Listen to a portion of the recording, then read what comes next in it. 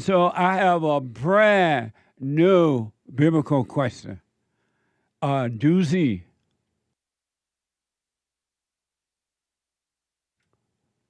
Brand new biblical question. Why are women assumed innocent and men assumed guilty all the time? Why are women assume innocent and men are just assumed guilty? Why? What has happened that it has gotten to this point? Somebody say something about men, especially if there's another woman saying it about him, they just assume that the man is guilty without any way to see at all. And it's gotten worse. It has gotten worse. And it's going to get worse. It really will and is get worse.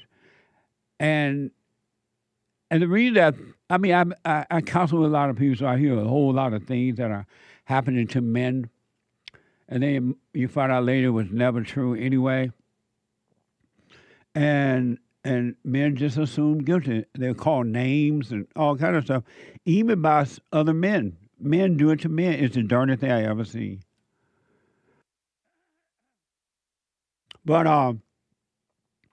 and so over the years, I've been hearing it and seeing what's happening to the men. And it's bad, folks. Men are being kept down in every area of their lives.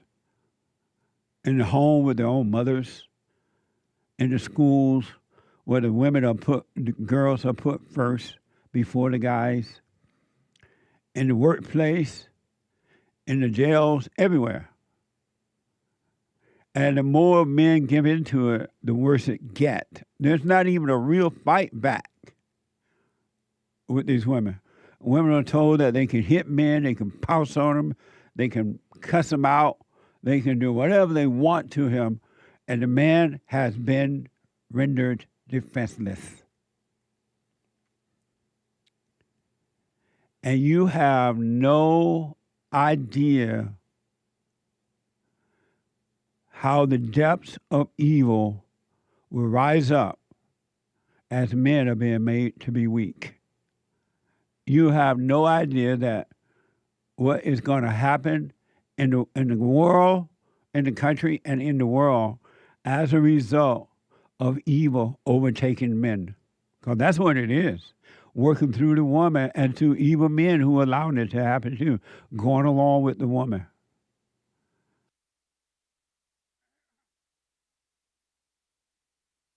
If you doubt me, look at the emotional and weak state of men today. You can hardly find a male, who is not emotional and angry and afraid and overreacting. He has become like his mother and growing into that because he doesn't know how to overcome the spirit of the mother. Every woman he run into, you don't have to be dating her, but just get in the presence of his mama's spirit, and they don't know what to do with it.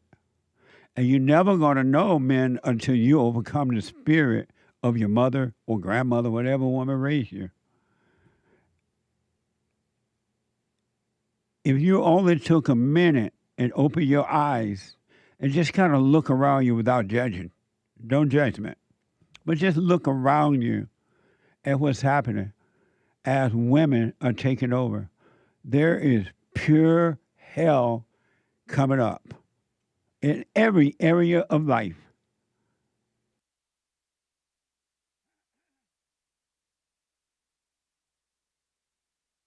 In every area of life, there's nothing good happening. It's only getting worse.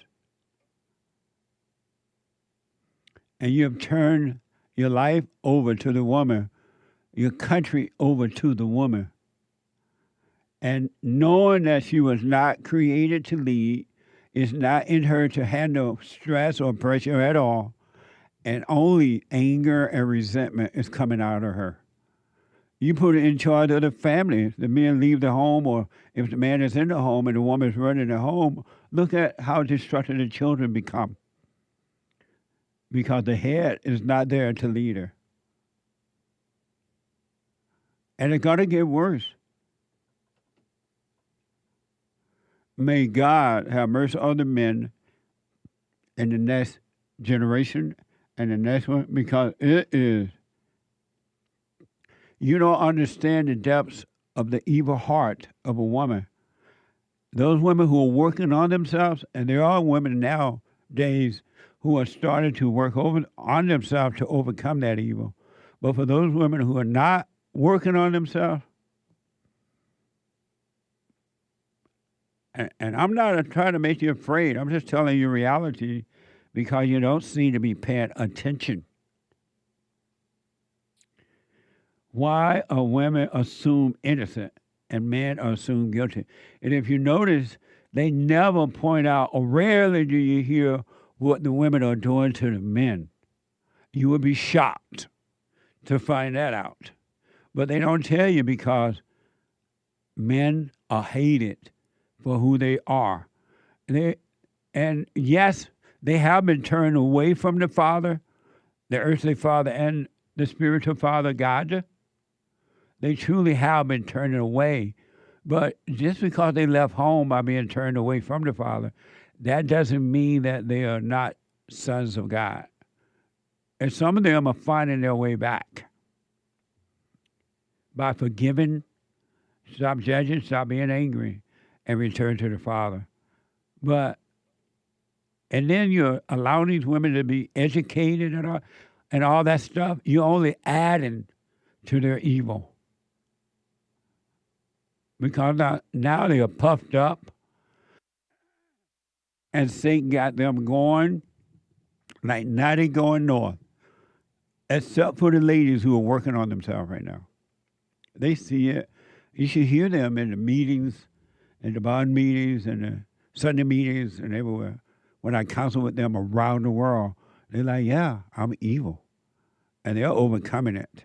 And what really made me think about this even more so, there's this guy by the name of Cesar Chavez, and he expired some years ago, and he was like the leader of the union, workers' union or something like that, farm workers' union. And so he expired, and as a result of him expired, they had schools named after him. They had signs on the road named after him. They even had a Cesar Chavez holiday. And so I don't know what happened, whether he, what these women are saying that he did. I have no clue if that's true or not. And to be honest with you, I can care less if it's true or not. I have no concern about that at all. That's between Cesar Chavez and the women. So I take no sides on that. I'm neither for or against that. I just don't know. But what I have noticed in this thing is that the moment, and I don't know how long this has been going on either, but he was accused of these things.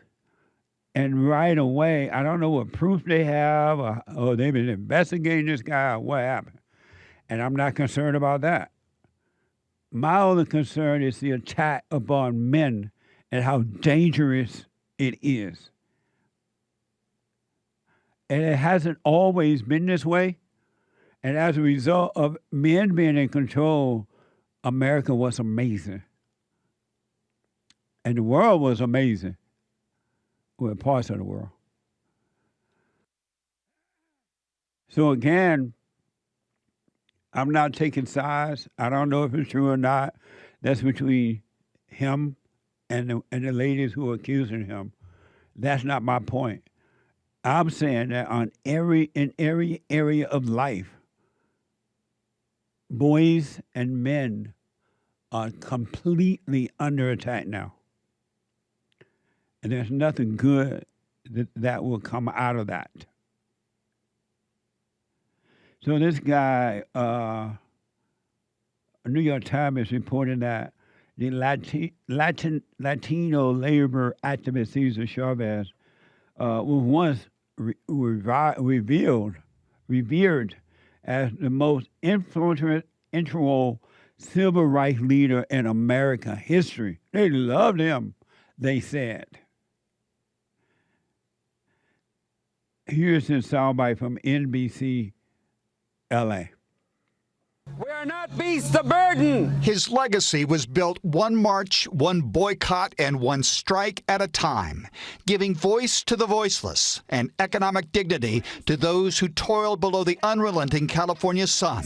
In time, Cesar Chavez, the 5'6" son of Mexican immigrants, appeared to cement his place in history. From the historic establishment of California's trailblazing Ag Labor Relations Board to a 24-day-long hunger strike to protest an Arizona law banning union farm labor. Chavez became the personification of not just the farm worker movement, but the campaign for civil rights for all those who work with their hands, and a figure representing the broad integration of millions of immigrants and their sons and daughters into mainstream American society. We are important because of the work we do. But now, a blight on the memory. Dolores Huerta, the co-founder of the United Farm Workers Union, today releasing a statement saying she had been sexually assaulted by Chavez twice, writing that she had been manipulated and pressured into having sex with him. That the second time was rape, as she was forced against her will in an environment where she says she felt trapped. Huerta says she had 2 children with Chavez, pregnancies she hid from the public, and that after the children were born, she arranged for them to be raised by other families. Amazing. That part, I don't know. I'm not concerned. My thing is this guy, in the eyes of these people, was a hero. A hero. They named a holiday. They did, and all those years have gone by, and overnight, it appears that they just wiped him out. He's dead, so he's not here to defend it, and that's fine with me, too. That's not the issue. My thing is the attack on men today. And young men, Z's and whatever else men, they're like totally afraid of women.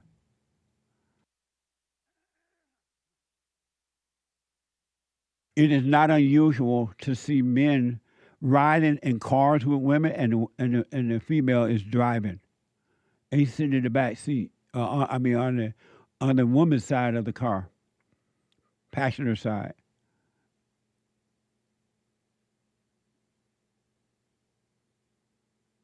Isn't that amazing? And so again, I don't know if that's true or not with the season thing. That's not my point. My thing is the attack. How easily they can make you. Remember I said there's no such thing as a hero? Who told you you're a hero? Whomever tell you that you're a hero can also tell you that you're not. No such thing as heroes. Because human beings only love you as long as they can get what they want from you. And when they can't get that no more, they get angry and they turn on you just like that. And they'll take down your hero status. And here you are walking around, running around thinking you're a hero. No such thing as a hero. Just because somebody say you're a hero doesn't make you a hero. Cesar is no longer a hero.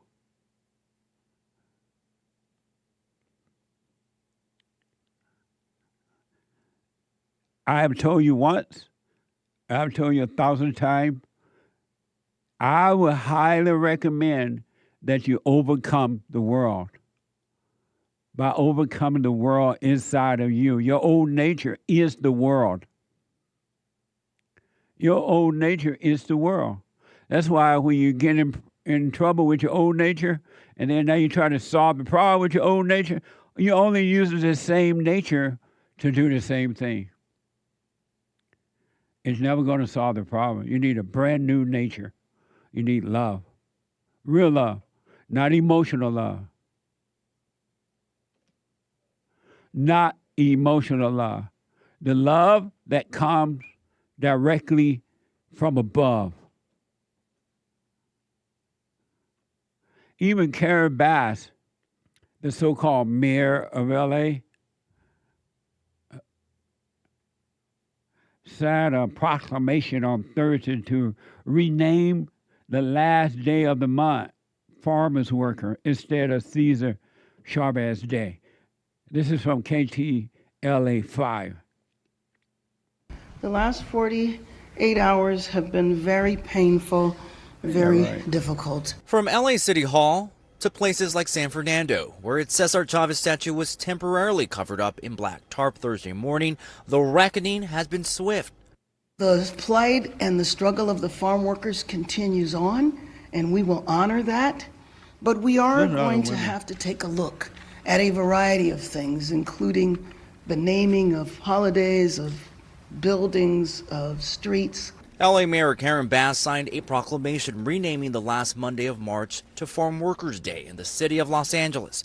Sacramento lawmakers also announced a deal renaming the holiday. Cesar Chavez's likeness is plastered all over California buildings, with many landmarks and streets bearing his name. Cities and counties are reevaluating his legacy. College campuses have also started covering up his statues. This is a very difficult time for all of us. And the reckoning is real. And it's palpable. We all feel it.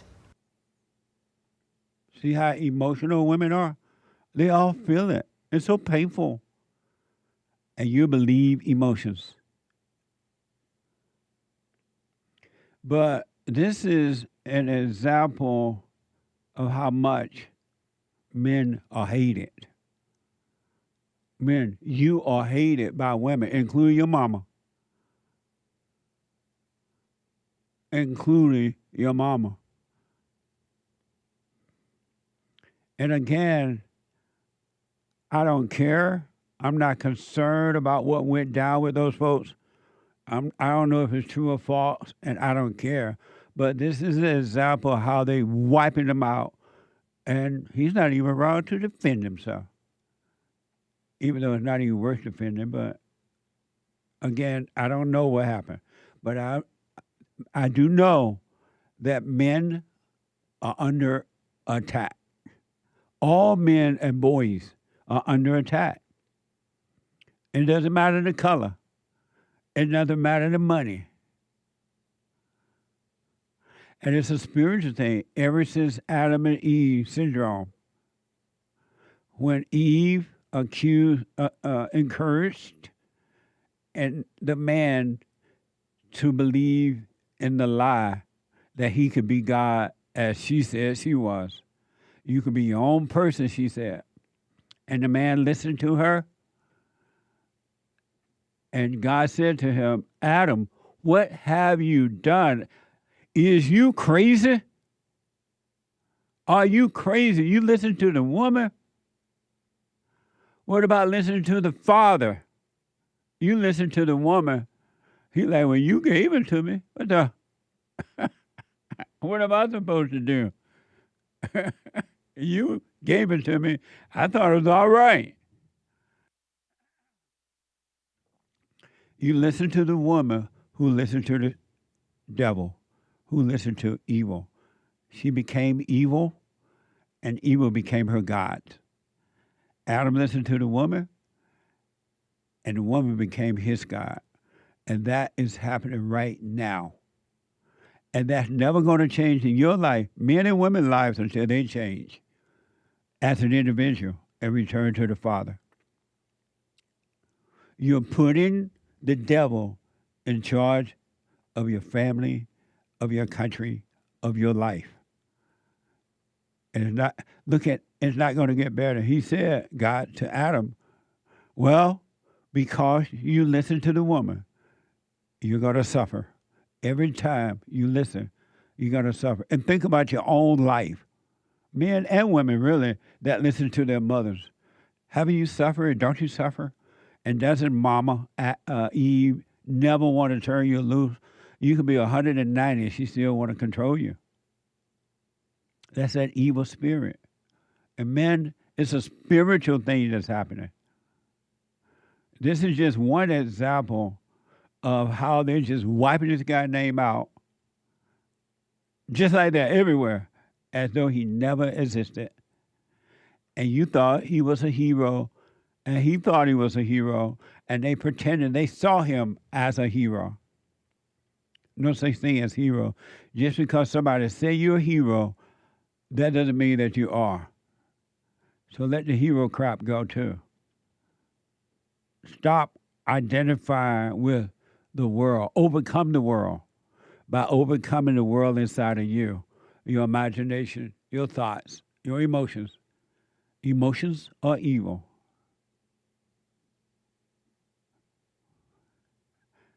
Emotions are evil. Do what you want, but it's going to get worse. And ladies who are married and making and having sons, you should be of love so you can guide your son in the right way. Otherwise, your son is really going to suffer. As this is happening, women are in the workplace, they're everywhere. And all they cause is chaos. And it's not them, but it's the spirit of evil that made a home in them.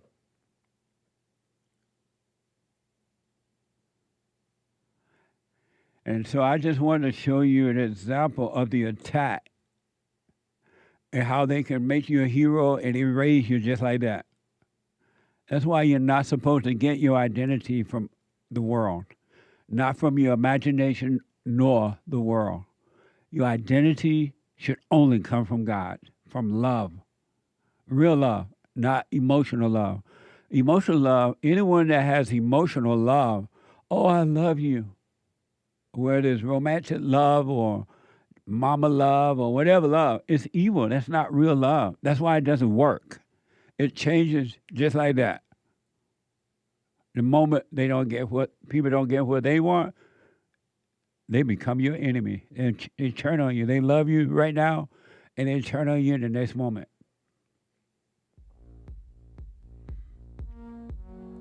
It's a spiritual battle. I would suggest you work on yourself and wake up so you can see what's going on before it's too late. But if not, you love your misery. You're only in misery because you want to be there. If you want to be free of fear and doubt and loneliness and all that, you can. If you don't want to be free, you don't have to.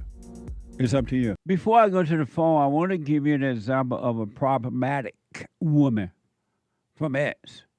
The post shows a video clip depicting a Generation Z couple in a car where the girlfriend aggressively yelled at an older neighbor over a minor parking dispute involving a skateboard, while her boyfriend repeatedly urges her to stop, show respect, calling her behavior wrong. Watch this from X.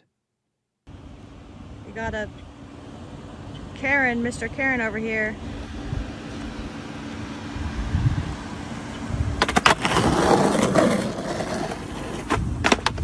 Get it, get it, get it.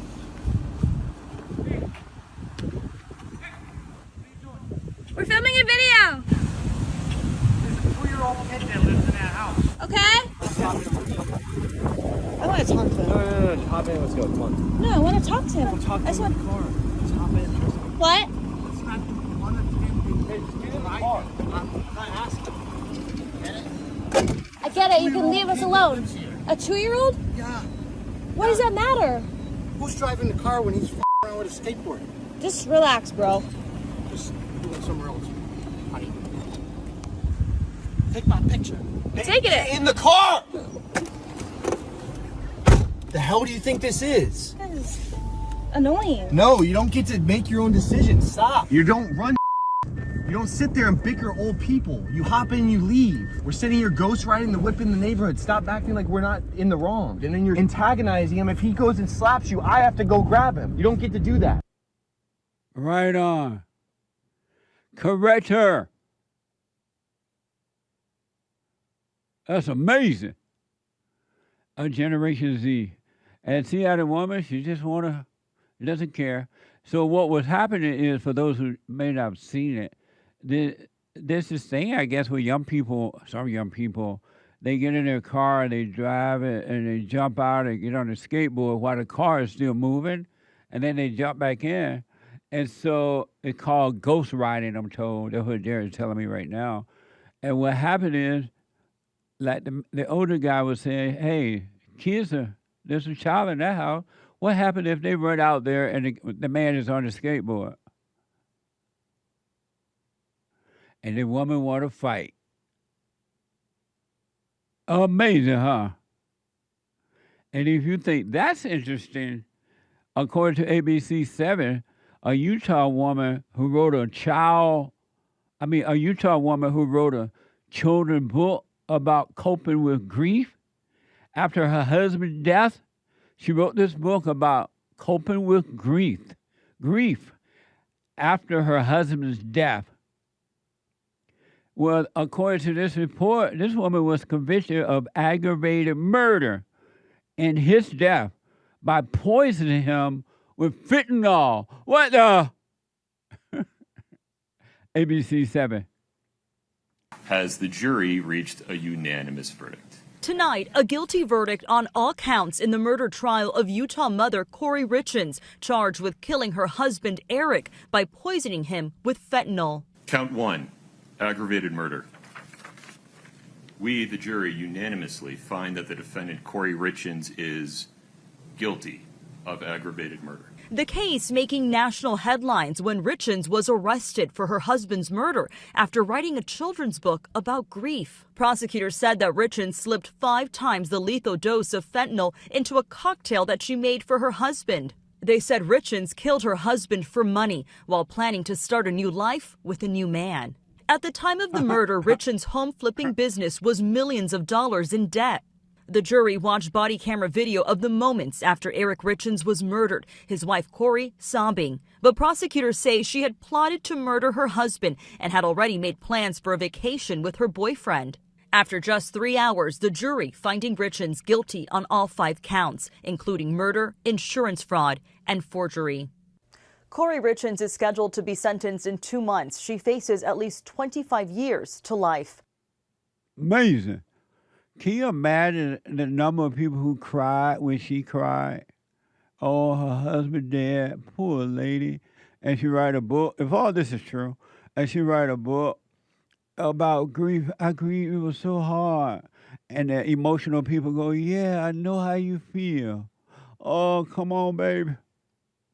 And she, according to the report, she was lying, crying and lying. Now do you believe me? When she's crying, she's lying. Isn't that amazing? Yes, Jesse, that is amazing. Wake up, folks. If not now, when? Oh, poor lady, she lost her husband. I feel so bad for you. I wonder if she cried at the funeral, too. And then the people cried with her. And they pat her on the shoulder, on the back. Oh, I feel so sorry for you. A evil nature. Human beings are evil. Their nature is that of evil. There's no love. You can overcome it, though. You're not stuck. So my husband and I both work on ourselves, and we decided that we decided to have a kid. And so I got pregnant, and then last week I ended up having a miscarriage. And it's been really interesting to watch just watch myself through it and experience just a complete diversion of going in one direction in life and then having that stop and change. And so it's just kind of brought up this question for me as I've been observing stuff, do things happen for a reason, or is this just, life just kind of does, you experience different things and you just kind of observe it and keep going? Does that make sense? I've just kind of been in the middle of I don't want to, I would have in the past assigned a lot of meaning to it. You know, there would have been a lot of, here's the, you know, like ways to make myself feel better or feel, you know, dive into the sadness and the victim side and why me. And, you know, I've watched all of these thoughts kind of just go through my mind and then leave because I'm not hanging on to any of them. Right on. But that is just kind of the one thing I'm like, is there purpose behind this, or is this just another thing that happens because it happens? Do you know what I mean? Yeah. Well, bad things happen for a reason. She took the suitcase, I took the pain. What am I supposed to do? The best part of me was always you. And what you put out comes back on you. And if you put out love, you get love back. If you put out hate, you get hate back. If you worry, you get pain. But if you had none of those things but love, you will only get love. So when situation happens, because you don't identify with those situations, you'll be fine with it. You'll just move on. Oh, okay. But what you put out is what you get. Yeah, that makes sense. That makes sense. I guess it's just kind of it's been interesting to realize that I don't know, like, especially with something with, like, being pregnant, like, I kind of just, you know, you assume that there's an outcome from that. and not getting that outcome, it's been really interesting to, like, pivot and be like, oh, okay, I mean, I guess I can pick up another job because, you know, I'm not. That's right.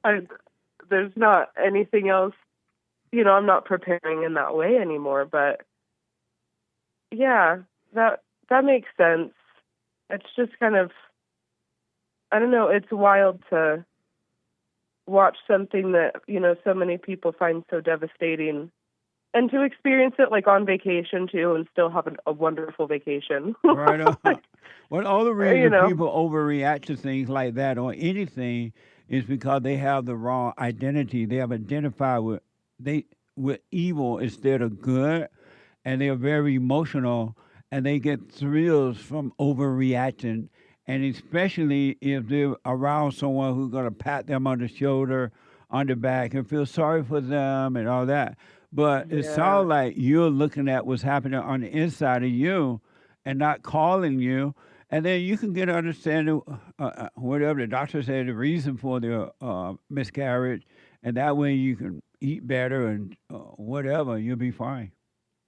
Yeah. Yeah, but there's not like a the baby wasn't meant to come right now. Like, that's Right all on. still just thrills. Yes, those are thrills. That makes sense. Yeah, there's been a whole lot of temptations for like latching onto thrills through all of this. It's been so weird. Human nature love and live off thrill, and they call it life, but it's really death. Mm-hmm. Yeah. This is the politician, according to X, who performed blackface. What is this? Want to know the following. You see, I am a white woman. I have had the privileges of a white person throughout my life. So here I ask you. Me being a white person, living everything I've lived as a white person, now at 32 years old, I decide to put on makeup, to cross-dress as a black person putting on makeup, and letting the sun shine through. And here, I ask, and now I have become black. I felt the contempt of society for a black person who should never exist.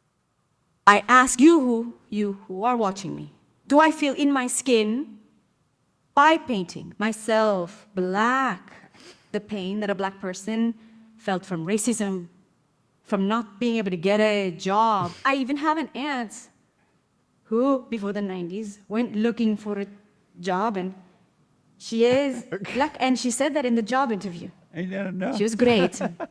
But then...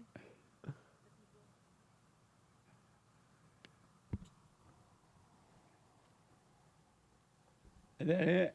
Yeah, well, no, this goes on and on. It goes on and on, but he faded it out. You get the point. I thought you said that's enough. No. He was saying, ain't that enough makeup? my Because bad. she put on like even more I thought you makeup. said that's enough. No, I'm like, She didn't really get to the transgender part. I'm feeling the pain of a mother who has a son who suffers everything he suffers on the street for being black. That's not it. That's not this fight. I want to show you. Oh my gosh. It's no use me putting on makeup. I don't know the pain you've been through. It's no use me pretending. And I don't know the pain that the black women at that federal government event felt when they slept in the stable. But now I'm not black. I'm painted black on the outside. Look, I recognize myself as black. Why can't I then preside over the Anti-Racism Commission? Why can't I defend this? Why can't I take care of this agenda? And then I see, I come and tell you, do you know I can't take care of this agenda? Because I'm not black. I don't know the essential pain these people have experienced. The tears they shed. I don't know what they went through. I imagine with great anger what they went through. The pain they lived through, but I don't know what they went through in my essence because I am not black. And here, now, taking off this makeup, I tell you as a woman, I am a woman. There's no point in dressing up as a woman, and I'm not here to offend transgender people. Quite the contrary, I'm saying I am a woman. I want to be seen as a woman. I want to be the woman of the year. Cannot be transgender because that is taking away, for example, the woman who invented the vaccine that allows people to walk after an accident. She is a woman, but someone took her place to put a transgender woman as woman of the year. So what do I want to say here? Transgender people must be respected. Yes, we are seeing the greatest increase in history in the murder of transgender people, and they must be respected. Yes, I don't want any trans person to go through any situation of prejudice. I don't want any trans person to be murdered for being trans, nor discriminated against for being trans. But I also don't want any trans person to take my place. Where is it? It's not my place to speak. I'm a woman. How are we going to take care of endometriosis, childbirth, breastfeeding, menopause if okay, that's the person enough. doesn't have a place? So her point was apparently they elected or something a transgender so-called woman. And her point is just because you change your body part, that doesn't make you a woman. Your gender, when you change your gender. And she was making that point. I wonder if the black got upset about the makeup though. Because normally people overreact to stuff. What the? Amazing. It was too long for us, so I had to cut it off right there. The video itself. Let me go back to Abdullah. That's amazing. What do you think about that, Hey? It was amusing watching her do that. It sure was. I want to share something with you. Someone called the show, and then I get to your call. Someone called the show about this yesterday, and my producer gave it to me this morning.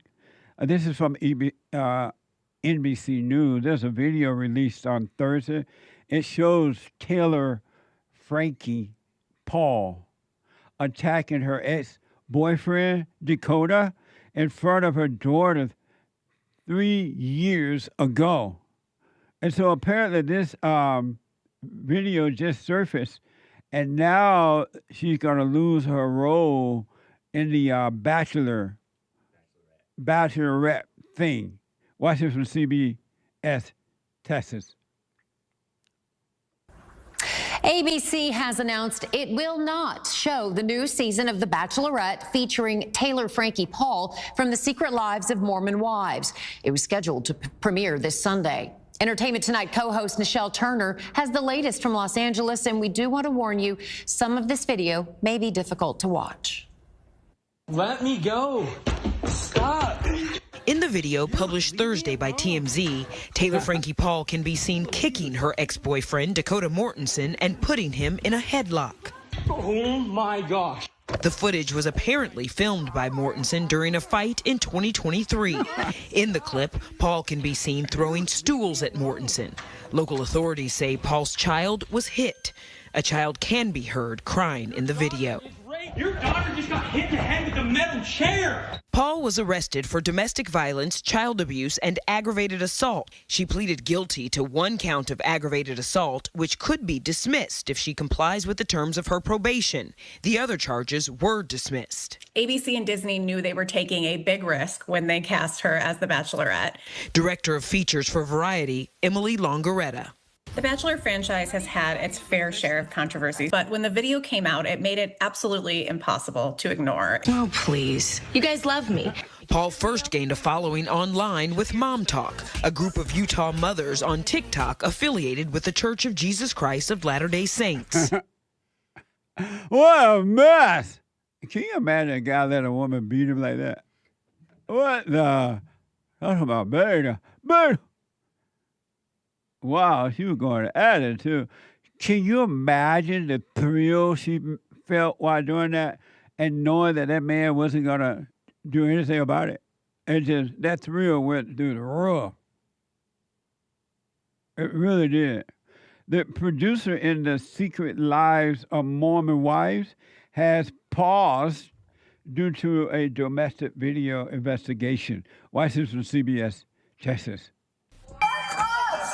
Police body camera footage after the incident was featured in the very first episode of The Secret Lives of Mormon Wives, the hit Hulu show based on the women of Mom Talk. Disney owns both Hulu and ABC, and they found this huge success in The Secret Lives of Mormon Wives. So they thought, why not do that with The Bachelorette? Meanwhile, season 5 of Secret Lives was paused earlier this week after Draper City Police in Utah confirmed there is an open domestic violence assault investigation involving Mortensen and Paul, who police say made allegations against each other.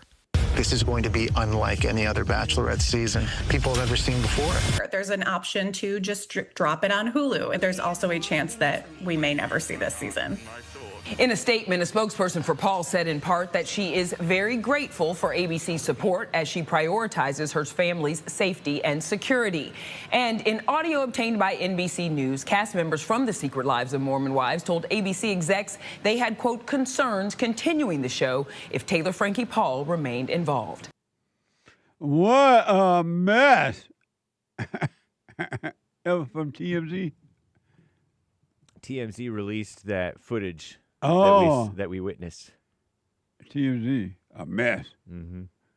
What a mess. So do you think she should lose her job and all that because of that? They should go forward with the show. It sounds like it was already recorded and edited.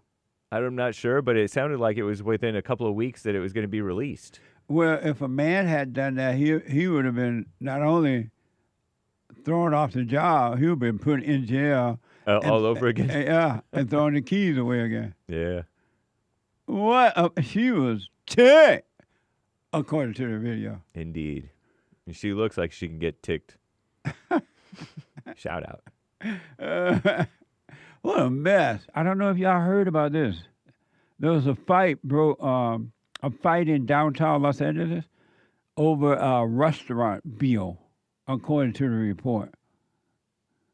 This is from Fox 11. 5 women are recovered from stab wounds after a dispute over a restaurant bill in downtown Los Angeles. Watch this from Fox 11. Several people are recovering from stab wounds this morning following a brawl at a downtown LA restaurant. That's right. According to law enforcement sources, both the suspects and the victims, well, they were all friends. Actually, some of them may even be related to each other. Take a look. Video shared on Citizen app showed quite a large response by police and paramedics with multiple victims down in different locations. We have exclusive new information about what happened as the private party was wrapping up. Servers brought the group their bill, and that's when sources say the fighting started. It was 4:40 in the afternoon. The all-girl group apparently disagreeing on something and began arguing with each other. Police confirm one of the women pulled out a knife while another one grabbed a bottle. The war of words quickly turning into a very dangerous fight. The fire department says 5 people were evaluated at the scene. 4 of them, all women, taken to the hospital, ages 26 to 37. All of them were stabbed, some with a knife, another with the bottle. The 5th victim, police are calling her Jane Doe. They don't know who she is because even though she had some serious cuts to her face, she decided to just leave. By early evening, police confirmed 2 suspects were arrested, and this morning those 2 suspects, both women, are behind bars facing assault with a deadly weapon charge. No word today if that bill ever got paid at the restaurant. Well, mess. Where is the love, huh? Where is the love? Where is the love you said you'd give to me soon as you were free? Where is the love? You told me that you love me and you never say goodbye. Amazing. You heard that song, Nick? What? No. What a loser. You never heard that song? Nope. You need to bring back the good old days, buddy. You said you really love me, and you're gonna say goodbye. Amazing. Here is from AOL. Here's an image of one of the women being arrested and treated for her wounds. She appeared to be black to me. I knew they were going to be black. You can't take the blacks anywhere.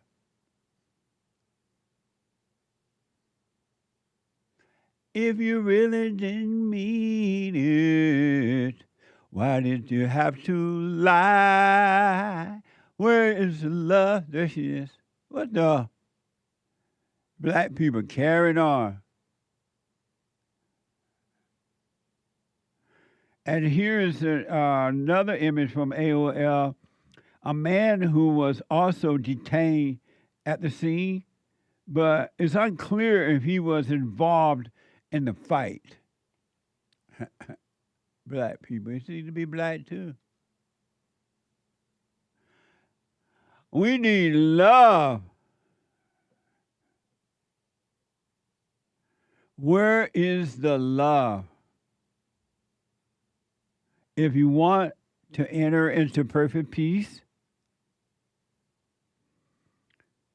you must have love. You must have love. You're never going to be free. And you're going to think all your life, if you don't change, that, oh, I'm only human. I can't have perfect peace. I'm not perfect. I can't have perfect peace. You will always believe that lie. When love came down for you and love told you, you can have perfect peace. You can have love. But you must forgive as you are being forgiven. You got to admit you're wrong and forgive. And you shall be free while you live. And don't let anyone deceive you that being angry, being resentful, being vicious and nasty to people and all that, that's not the way it's supposed to be. You will never be free because you're doing that. When you do that, you're doing it to yourself and it come back on you. It come back on you. You're mad at others. You think you're getting away with something. It's coming back on you. What you put out, come back. One other quick example of that. From Grok. A woman in a blue BMW parked diagonally blocking a white SUV so the family returning to it could barely get in. She parked so close to the car, the SUV, according to the story. And when she was confronted about it calmly, according to the story, She escalated by claiming pregnancy, threatened to fight, and dragged the other woman out. Watch this from X.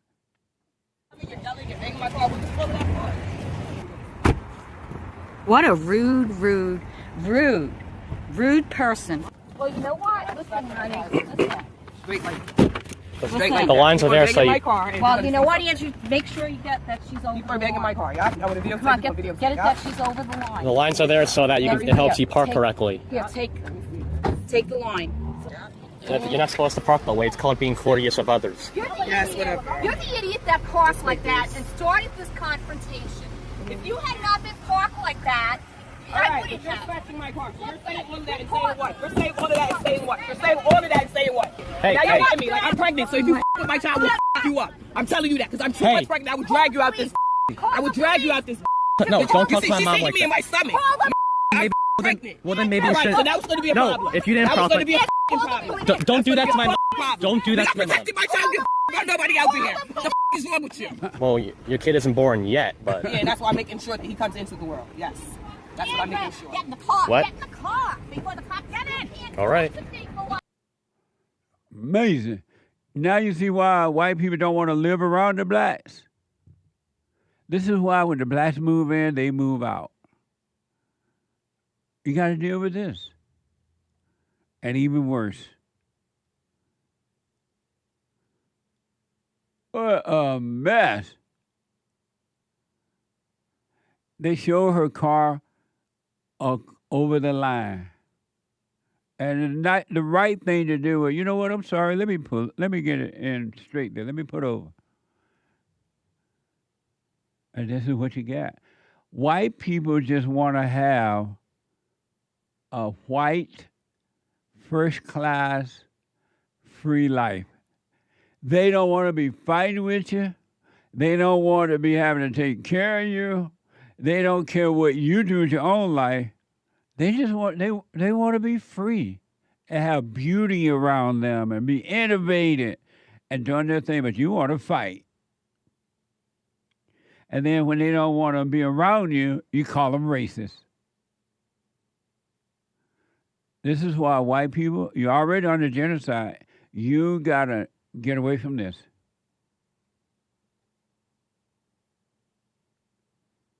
If you want to be free. It's going to get worse. It's not going to get better in your own country. What a mess, huh?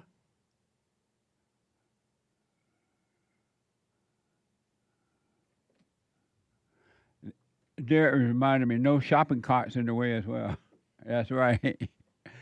White people just want, that's why they have the best countries in the world. Because they want a white life, a free life. And then they let y'all move in, and this is what you get. How about saying, thank you, white people? It's like with all the work Donald Trump is doing right now. Why don't you just say, thank you, Mr. President? Thank you, white people, for being innovative and building, and then you allow us to come in. I'm sorry we have to destroy it. Whites just want a white life. I was in an area yesterday that's beautiful, and it was all white. And then the people that were not white, they look like white people. Good hair and little bodies and everything. White people just want a white life. Your argument and your deflection is always, it's the black folks' fault. The white folks gave you this. The white folks gave you that. I think that's what pissed me off more than anything. I'm with you, Mr. Peterson, when you say there are a lot of lazy folks, but there are a lot of lazy folks in all races. But your argument is always affirmative action. The white man giving the black man this. That's not the case. Like I said, myself, I went 22 years in the military. No one gave me anything. I put my life on the line for this country. Should they get rid of affirmative action? Should they get rid of it so that we would know if the blacks are earning their way? That's okay. You know what, sir? No. I understand how should we you get feel. rid of it, though? Oh, you asked me should we get rid of it? Yeah. I don't even think it's there. Affirmative action is not there. Yeah, it's called DEI now. It's the same thing. No. Something made up by white folks that you tend to believe, and that's just the way it is. I mean, no, I was around during that time. Everybody has to work hard. Everyone has to work hard. Go ahead. I was around during that time with the whole civil rights movement. Do you regret that the civil rights movement came about because it was wrong?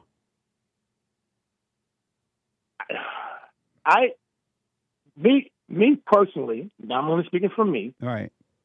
During that time, when the African American male or the Hispanics or whoever was around at the time, when they were trying to do the right thing, and they were progressing a little bit better, a little faster than the white folks, who do you think was slowing them down and say, "Hey, we can't let you get more of us"? Not only did white folks do that to us, but what officials did the white folks have on their side to reject us? I know, but that's not true what you said. The white man. Yes, it is. The white man. You said you grew up in the South. Right. You grew up in the South. Sweet Home, Alabama. Right. Okay, right, exactly. Now, but listen, Quentin, that's not true. The white people was just fine with the blacks as long as the black people stayed in their corner and the whites stayed in their corner and let them come together naturally without force. If they had never tried to force the people to come together, America would still be amazing.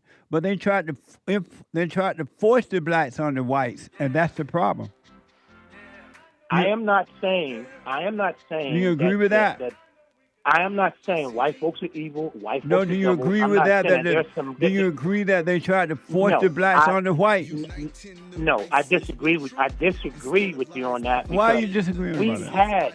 Because we had and still have black folks that were successful back in those days, that was growing their own crops. I agree. That was just progressing and doing a lot of things, right? Yeah. But the moment that they got bigger than white folks, or more successful than white folks, call me again. The law got involved, right? So now, how could black folks beat white folks and beat the law at the same time? Quentin, call me again. I'm running out of time. Call me again. Okay. You hear the music, right? Thank you for taking time out to hear me, okay? Okay, you hear the music? I do. The music, yes, I do. Okay. Thank you very much, Mr. Peters. All right, buddy. All right. Was Jesus a Jew? Okay, this is a great question. I read several years ago a manuscript by a Jewish rabbi by the name of Benjamin Friedman, 1954. It was written on an old typewriter. It was a 60, 70, maybe 100-page manuscript. And it was written to another rabbi by the name of Goldstein, and he began with this. He said, Jesus was not a Jew. I thought, what in the world? What are you talking about? And I just thought, that sounds so far-fetched. It sounds so crazy. So after a while, I picked it up and read the manuscript, and his thesis was this. He said, the Jews today do not trace themselves to the bloodline of Abraham. They're not bloodline Jews from the biblical times. They actually are converts from the kingdoms of Khazaria in the southern steppes of Russia in the 6th century, where King Bulan, who was the Kagan there, the Kagan, or that was the king, his name was Bulan, he hired a number of rabbis of the Pharisees from the old country of Babylonia to come over and teach his people Judaism in order to quell some of the immorality that was going on. So the argument of Benjamin Friedman is this. He says that, and he quotes a score of historians to support it, and that is the Jews today are not the Jews traceable to the Jews of Jesus's day. They're actually people from the country of Khazarian Ashkenazi Jews and Sephardi Jews, which would be from Spain, and they are not bloodline Jews. And those Jews at the time of our Lord were lost to history, as the Old Testament prophets said they would be. Now, not only that, but here's something interesting. After I read Benjamin Friedman's manuscript, I read there were several others. For example, Shlomo Sand is a Jewish rabbi who also put out a book and says the same thing. And then there was Arthur Kiesler, who wrote a book in the 1970s and said exactly the same thing. It's called the 13th tribe. He said, no, the Jews today, and he's a Jew, he's a Zionist Jew. He said, we are not traceable to the Jews of the Bible. We are traceable only to the kingdom of Khazaria. And that's where our roots lie, not the Jews of the Bible. Then here's something even more interesting. There were two scientists who did DNA research at the University of Tel Aviv. One of them was the University of Tel Aviv, Hebrew University there. Another one here at the Johns Hopkins University, and he did DNA studies that said, that's right, the Jews today have no Jewish bloodline that is traceable to the Abrahamic Jews. They go back to Khazaria, and that's as far as it goes. They're imposters. They're not Jews of the time of Christ. They're not Jews bloodline traceable to the line of Abraham at all. So here we have an atheist by the name of Christopher Hitchens. He died a few years ago. He was a Jew. And he kind of quipped, he said, after reading some of this material, he said, you know what? I guess he said to be an anti-Semite, he said, I guess we're just semi-Semites. And I said, that's the end of it. So, but anyway. What a mess. So that is one of the big hoaxes of history, in my estimation, regarding the Jews. So based on that, are you saying that the Jews of Israel are not real Jews? Correct. They're not Jews of the Bible. They have no claim to the land. They have no claim to Israel today because they're not bloodline Jews. So where are the real Jews? They're gone. Gone where? Dissipated by the DNA and the mixing races among all the peoples, just as Moses said would occur in Deuteronomy chapter 28, as well as other prophets would state later. They would disappear. They would be mixed among the peoples and lost because they refused to keep the law of God. So the real Jews exist, it sounds like, but they're just kind of mixed up with everybody, and no one really know who they are, what they are, when we see them. Are you saying they're out there, but no one knows because they're so scattered about? Well, they're not just one person standing out there that says, "Hey, I'm a bloodline Jew." They're so mixed at this point that there's no one can say, "Okay, I'm a Jew from the time of Abraham." And here's something else interesting: if indeed the Zionists today want to, Pete Hegseth even said, "We want to have a next temple built in Jerusalem." Why build the temple? Why build the temple? The temple was a type of what we have now in Jesus Christ worshiping. Jesus told the best of the Jews, Nicodemus, he said, you can't get into the kingdom of God on Jewishness. You must be born again. John 3:3-5. But Pete Hegseth says, we're going to build the temple, or the Jews can build the temple at Mount Moriah again. Why build the temple? And who's going to officiate in it, Jesse? You have to be able to prove that you're of the tribe of Levi and of the family of Aaron in order to serve in the temple. But those records are lost. They were lost from the year 70 A.D. forward. No one can show that they're a Jew or a priest in the Jewish line. That's amazing. That's a lot. I'm black and slow, and I don't understand internet, but it's interesting. Yes, you do. So, well, I tell you what, it's hard-hitting material, and I tell you, it's hard-hitting, but I know, and people might be all excited. I'm not looking at the thread and what people are saying, but I'm sure people are jumping up and down at this point, talking, what? But you do, they're DNA researchers, you look them up, and this is something that even Christopher Hitchens, who was an atheistic Jew, he knew wherever he spoke on this one particular subject. So, one other quick thing, because I want to ask you about the Zionism thing as well. Does Netanyahu and the Jews of Israel and the ones that are here in America, do they know they're not the real Jews and just pretending not to know, or do they think that they are the real Jews? You know, I've got that biography of Netanyahu, and I've not read it all, but he does talk about Ashkenazi and Sephardic Jews.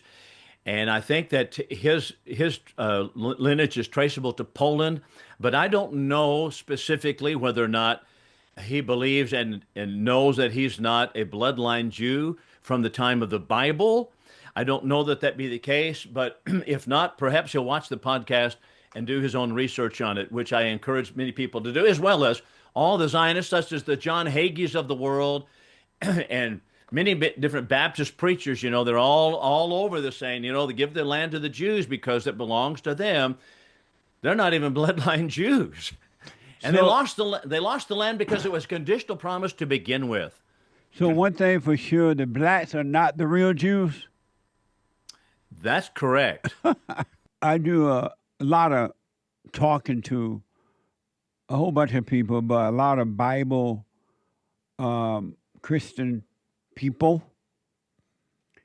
And what I find in nearly every one of them, if not everyone, but nearly every one of them, and it doesn't matter what kind of church they go to, because there are so many different denominations now, or maybe they always been that way. But there are so many different denominations, and they all, as far as I know, I'm really trying to be fair in this. I don't know when the last time that I met a Bible thumper, whatever church person, Christian, Catholic, Mormon, whatever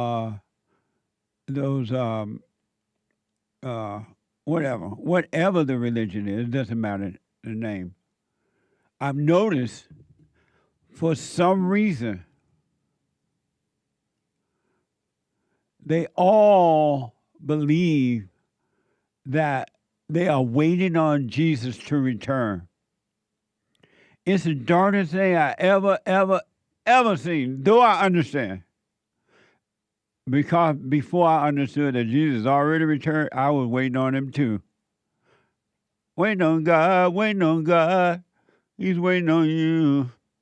But the thing that they all have in common, even though they fight over their different denominations, they fight over what they read in their Bibles. But the one thing that they all, maybe two, maybe three, that they have in common, number one, that they cannot have perfect peace on earth. I'm just a human, I can't have perfect peace. And they don't believe that it's possible to have perfect peace while you live. They think that it's going to happen when they die. And then number two is they're waiting on Christ to return. All of them, and it doesn't matter how many degrees and that they have or don't have, or how much they studied the Bible or whatever, they all are waiting on Jesus to return. And I believe it's because they read Revelation and they don't know that Revelation has already happened. It's done. And so they don't believe that you can have perfect peace. All of them. And they all have anger. All of them.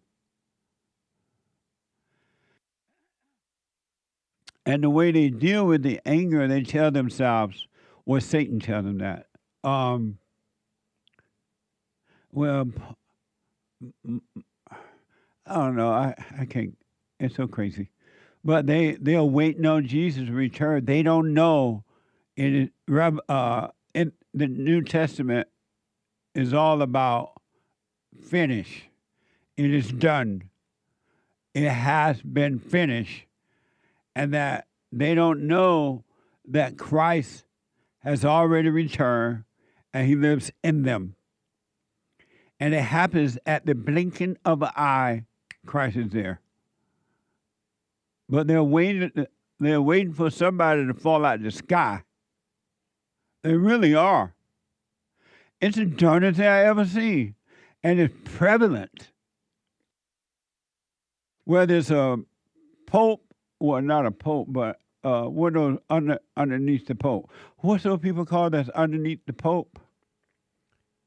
Priests? Priests. Whether it's a priest, so the pope must be telling them that. I don't know, but the pope must be telling them that. Whether it's Baptist preachers or Orthodox preacher or a Mormon preacher or bishop or whatever, bishop, they all believe that they are human and that there's no way they can have perfect peace right here on earth. They don't know it's finished, it's done, and the kingdom of heaven is within. And then another thing I notice about them, they all say this, they all believe that they need a physical teacher to teach them about what somebody else is saying and doing, and then they take that as reality. And they don't know that a real, true teacher point you back to the teacher within, and you learn from that teacher. And when you learn from the teacher within, the spirit of truth, you cannot go wrong. They don't know that. They don't believe that. And then if you tell them about the Holy Spirit, the teacher, they immediately make it they make him an emotional thing. It's just crazy, but I understand the devil is busy.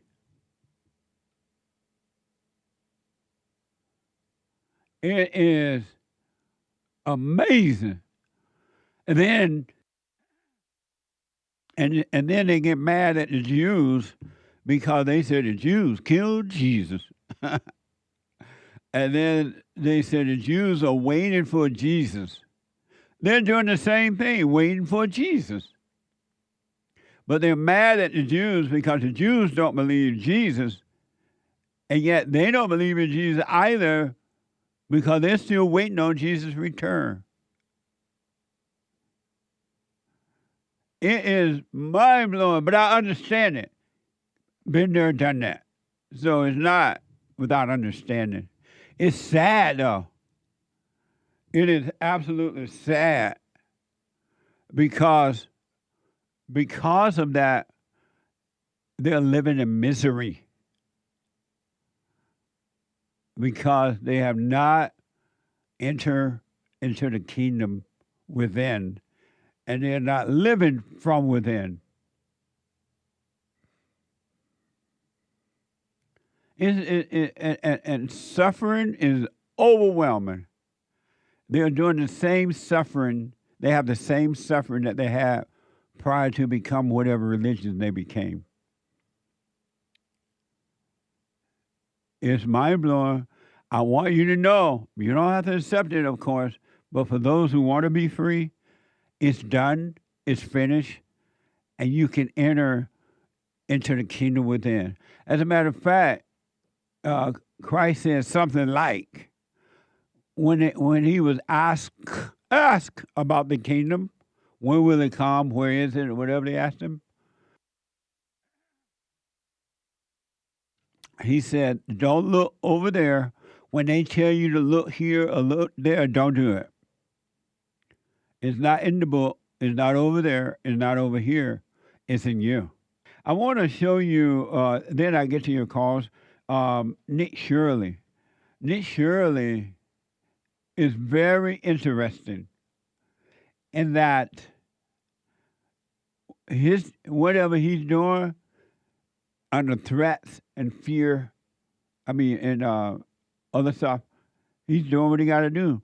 Nick Shirley is the guy that was over in Minneapolis, and he exposed, according to reports, these Somalian people, right? They were Somalians, right? That was pretending to have homeschool for children, daycare centers, and things like that. And come to find out that they were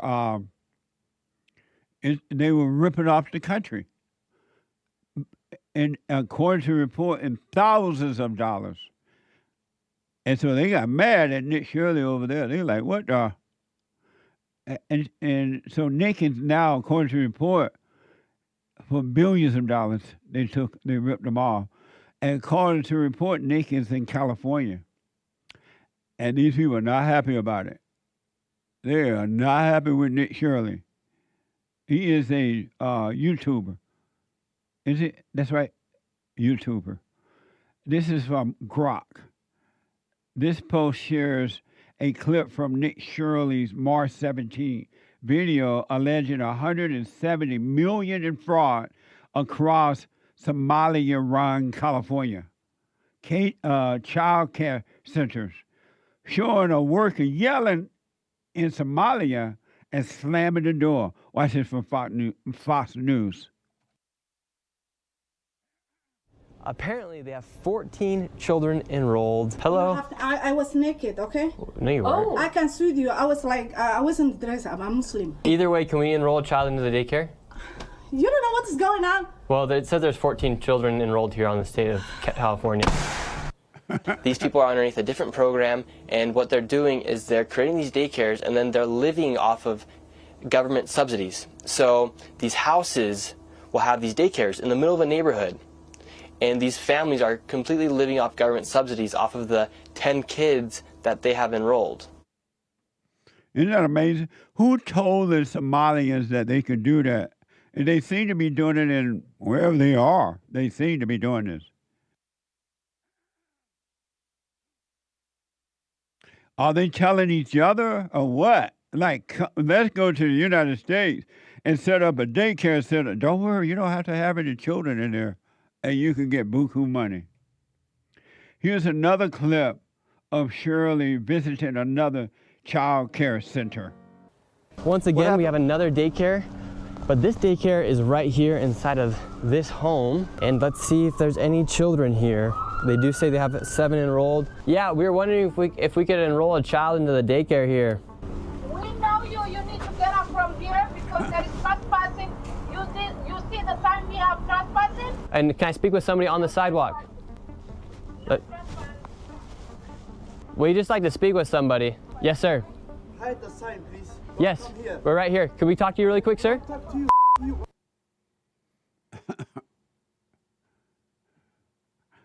They're like, you trespassing. You can't talk to us. What a mess, huh? I'm told that Nick Shirley is 23 years old. I'm like, what the? But that's what's happening, folks. According to Wikipedia, he's 23 years old. And this is happening, and I am not surprised that Nick is finding this in California. And I hear that Gavin Newsom is not happy. I don't know, but according to some reports. And so he went to this last house, and the female that answered said, we know who you are. You're a trespass, get off. And then the man came to the door, it seemed like he came to the door, and he said to Nick, F you. What the?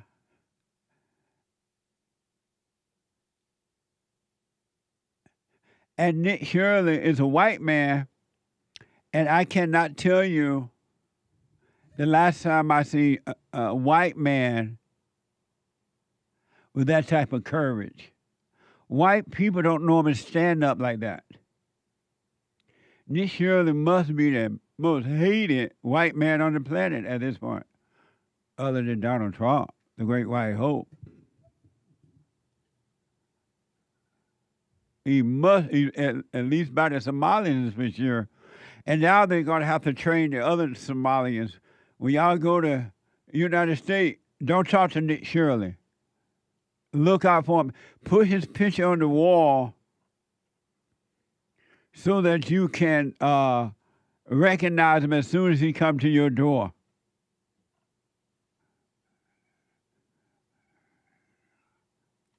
Amazing, huh? Haken's telling me, like the demons in people who recognize Jesus or Paul or Peter. They were like, look out for Nick Shirley. I bet you maybe over in Somalia, you probably find Nick picture everywhere. This is the guy to be aware of. When you go to the United States and open your daycare center. And one other quick story, and this is interesting to me. It really is. And I want to know, what do y'all think about this? This is from today. A jury in New Mexico has found Meta liable for compromising the safety of children on its platform and ordered the Instagram and Facebook owner to pay $375 million in damage. Watch this from today. This morning, a massive verdict against tech giant Meta. Jurors in New Mexico ordering the owner of Facebook, Instagram, and WhatsApp to pay $375 million in damages for failing to warn users about the dangers of its platforms. In a civil case brought by the state's attorney general, the 6-week trial revealing internal company documents, as well as deposition testimony from Meta's CEO, Mark Zuckerberg himself. So we need to constantly be vigilant and improve our systems in order to be able to identify the bad actors and bad content on our systems. An effort some jurors speaking to our team outside the courthouse say they took into consideration. Meta proved to us that they really do care about kids and work hard. Other jurors appearing unpersuaded. They're not out to do evil in that way. I don't think they're doing it on purpose, but they are aware of what's going on and they know the extent of it and they really do need to fix it. What exactly it takes to fix it, now up to the court. The company vowing to appeal the jury's verdict, saying in a statement, "We remain confident in our record of protecting teens online." Amazing. I don't understand that. I really don't.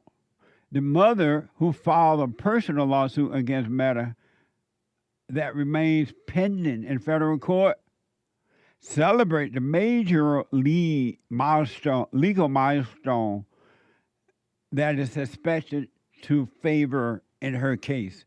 This is NBC, Connecticut. We deserve this win. All of us who have lost our children deserve this win. Tammy Rodriguez jumped for joy after a jury found Meta and YouTube liable in a social media addiction case. The verdict found the social media companies negligent in the design and operation of their platforms, to the point where it was a substantial factor in causing harm to the plaintiff. This is the first of many cases brought by families accusing social media companies of harming their children.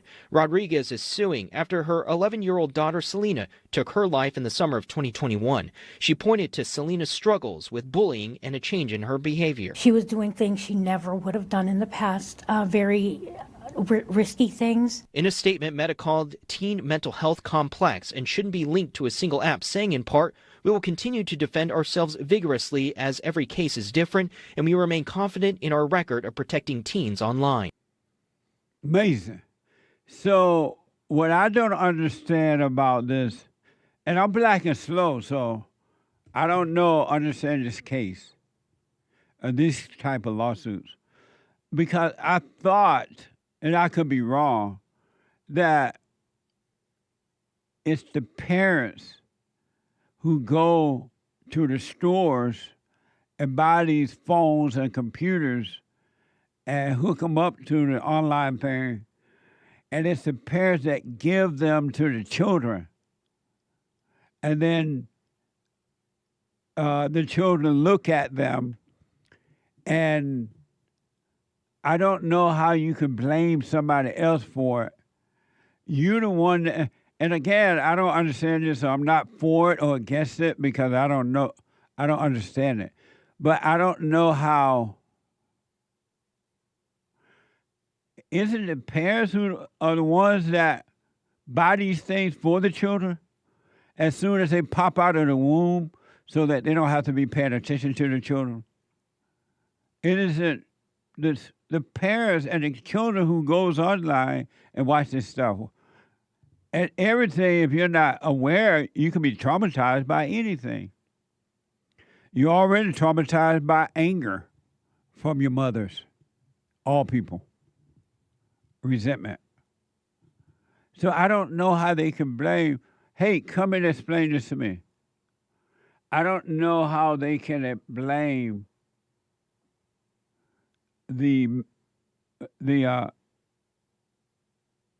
I don't know how you can blame the YouTube people for this. Really. This is one situation I don't know how you blame.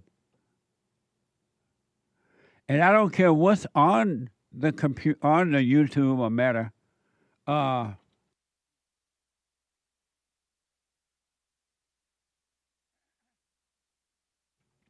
So Hake is here, and Hake is white and an expert on the Jesse Lee Peterson show. So am I wrong? Am I wrong for trying to be all that I can be? Whoa, whoa, whoa, whoa, whoa. Am I wrong? But Hake, is it, I mean, don't the parents have to go buy the computer or the phone? Then they have to purchase the online websites and all that. And then they have to give the phone to the children and allow it and let the children look at whatever they want. Is that the way it works? Yes. Usually the children don't make money that they can buy their own stuff and internet service and all that stuff. Correct. And so how come Meta and YouTube and those companies, how are they responsible for that? They're not responsible for that. So why are they winning? Why are they losing these cases then?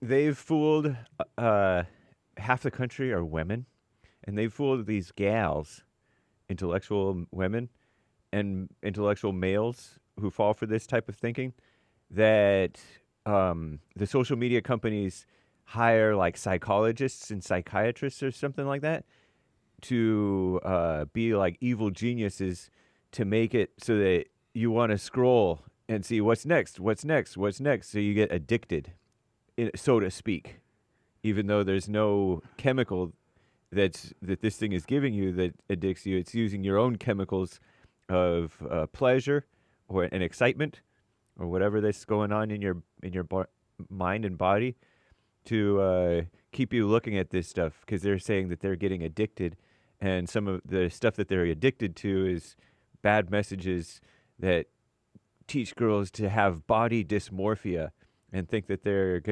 not worth as much because they're not fit like everybody on the internet.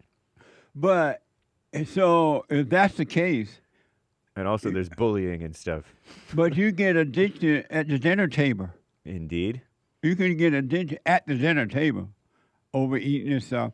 Or when I did radio, we reported on girls who would go to school. They would see these thin, beautiful white girls at school. And then in their mind, they start to think they're not thin and beautiful like that. So they go home and they look in the mirror and they see a fat person. Even though they're skinny. Right. They see a fat person. So should they sue the mirror or the people at the school that they saw that was thin? Well, you'll notice that there is some resentment toward beautiful people sometimes.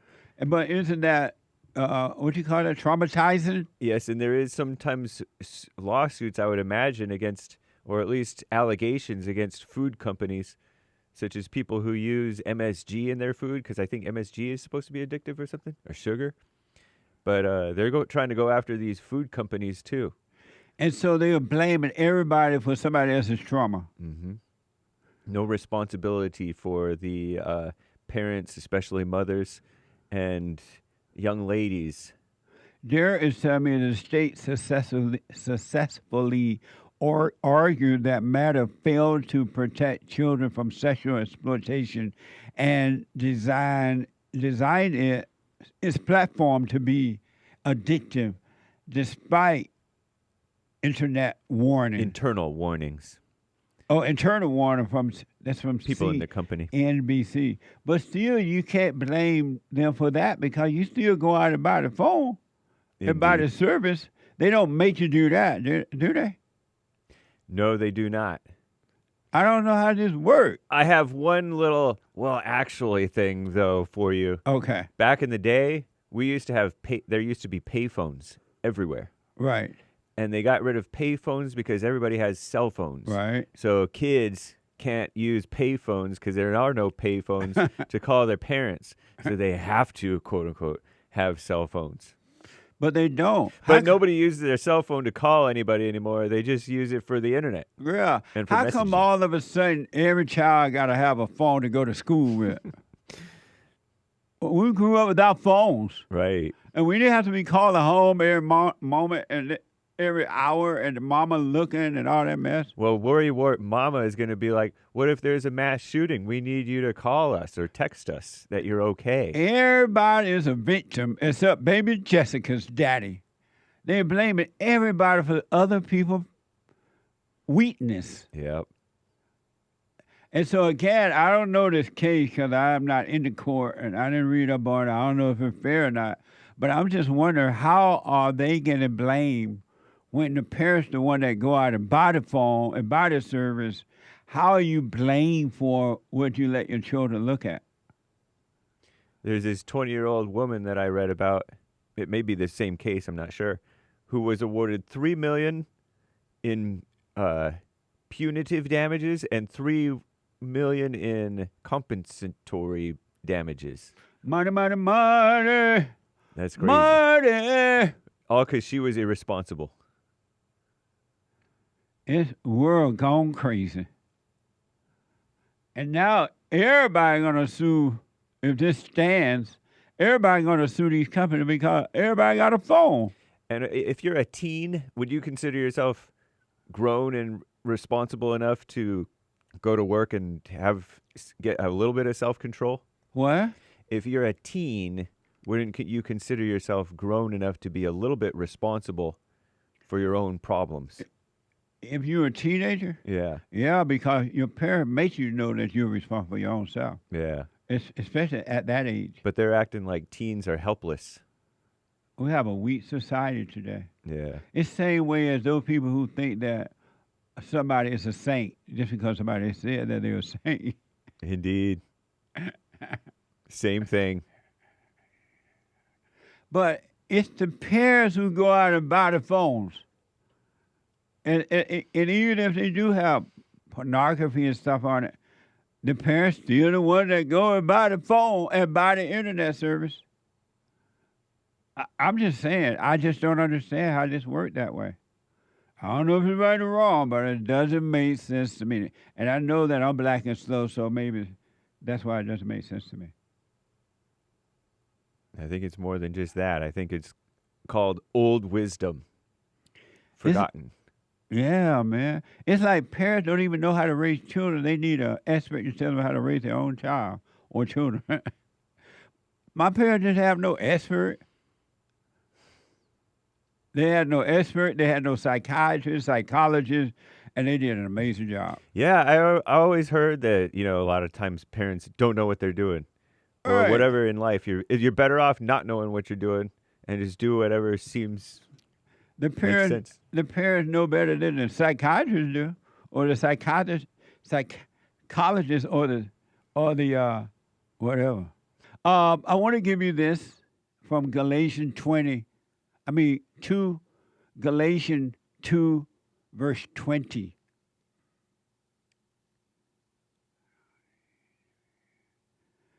Galatians 2, verse 20. I have been crucified with Christ, and I no longer live, but Christ lives in me. That's so deep, it makes you want to throw up both your hands.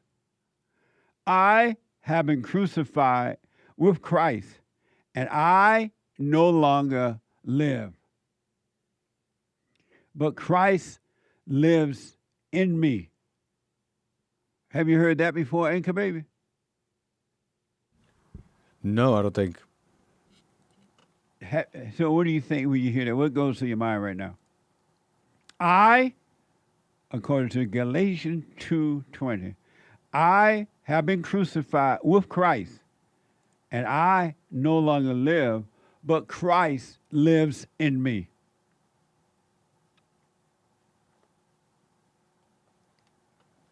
That I don't really have to wait anymore. I don't really have to, there's nothing to wait for, nothing to become. There's nothing that I have to do. Right here, right now. The ego has died, been crucified. As Christ's ego was crucified. And once it was crucified, you now live. And Christ is living in you. The kingdom of heaven is within.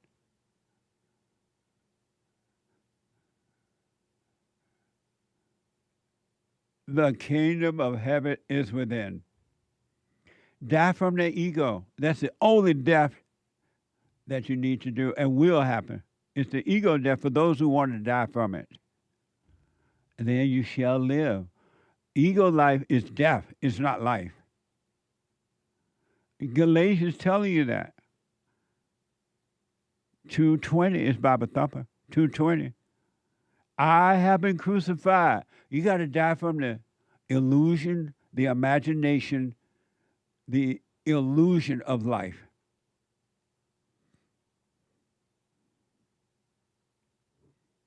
Amazing, huh? Then you no longer live. That false self is no longer alive. That ego nature is no longer alive. Then Christ will live in you and you will have real life. But do what you want. I was reflecting again. And I was reflecting on how most, I would say 99.9, but not all, but 99.9% of people, male and female, all races, all ages, and it doesn't matter, especially adults, but all races of people literally love living behind a wall of misery. They love it. They don't want out. And it's interesting to see that too, because you would think that all miserable people would want a way out, but they may not know exactly how to get out, but they definitely want out. And if they ever learn that you can get out, you can cross over the wall and be free and finally live your life, that they would take it, but they don't. And I've come to realize that the reason they don't take it, they really, really, really don't want it. And it's mind-blowing to see that. But I understand human nature. And I totally understand it. And that's why, unless someone asks you for the right kind of help, you cannot help another person. And a lot of people, when they start working on themselves and they understand you got to forgive, and they go do it, and they feel good, and they run and tell someone else real fast, they're ready to preach the truth. And then those people that they're running to turn on them. Who do you think you are? You know the truth. You forgave. You did. And then the mama turned on them. My child came and told me they forgive me. Who are you to forgive me? I'm your mama. And then she built a armor against you, and so on and so on. And so you cannot, for those who are working on themselves around the world, you've been told over and over again, don't run and tell anyone. Just keep it quiet and work on you. And there will come a day that you shouldn't even wait for, look for, or expect that you will be able to help somebody that want it. But that's not a reason for you not to go tell it or work on yourself. You should work on yourself because you want to come out of your misery. You want to cross the wall over into freedom. But most people don't want out. They literally do not want out. They are in love with their misery. They are in love with fear, doubt, anger, resentment, stress, insecurity, shyness, suicidal thoughts, worry. They love thinking about the past or the future. They love throwing stones at other people. They love it. And they literally do not want out. And so for those people who are listening, you're making a horrible mistake by thinking that you can help someone else. They're going to hurt you. And the reason I mention it because most every day I hear of some man or woman who are working on themselves, and then they decided, oh, I'm going to go and tell my family member, or I'm going to tell a friend, I'm going to tell somebody, coworker, and then they turn on them. They wonder why. I wish I had not said anything. You cannot help anyone. People they literally love their misery. And just think about it. The Spirit of truth, God doesn't help them because he only helps those who want to come out of the darkness of their insecurities or whatever it might be. He does not bother anyone else that doesn't want it. And he does not hold it against you that you don't want it. You have a right. This is your life. It was given to you, a gift from God. You have a right to be miserable in your world because it is your world. Or you have a right to be free. Whatever you want to do in this life, he let you do it. So other people, let them live the way they want to live and don't judge them. That's what they want. But you got to stop trying to save people.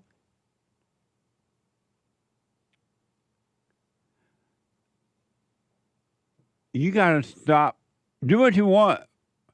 But people want to be the way they are. Because if they didn't want to be living in hell, they'll walk out of hell. They would go through it and get past it. They want it. And they have a right to stay there. Don't feel sorry for them or anything. And the religious people have a ego knack, a habit of wanting to go out and help people. And they get smacked in the face. And they should because, meaning verbally, spiritually. Because you're out there preaching to others, they don't want to hear, and you're doing it for your own ego gratification. You want to feel like a Christian or Muslim or a Jew or whatever, and you're helping somebody. It's all for your ego reason. And when they hurt you emotionally, you say, "Oh, you just treat me this way because I'm fighting for Jesus." And Jesus said, when they hate you because they hate me. You make up those excuses rather than realizing that you are wrong for imposing your ideas on anyone else. Lay your weapons down, turn the ships around, and just work on you. It's a spiritual battle. This battle is truly good versus evil.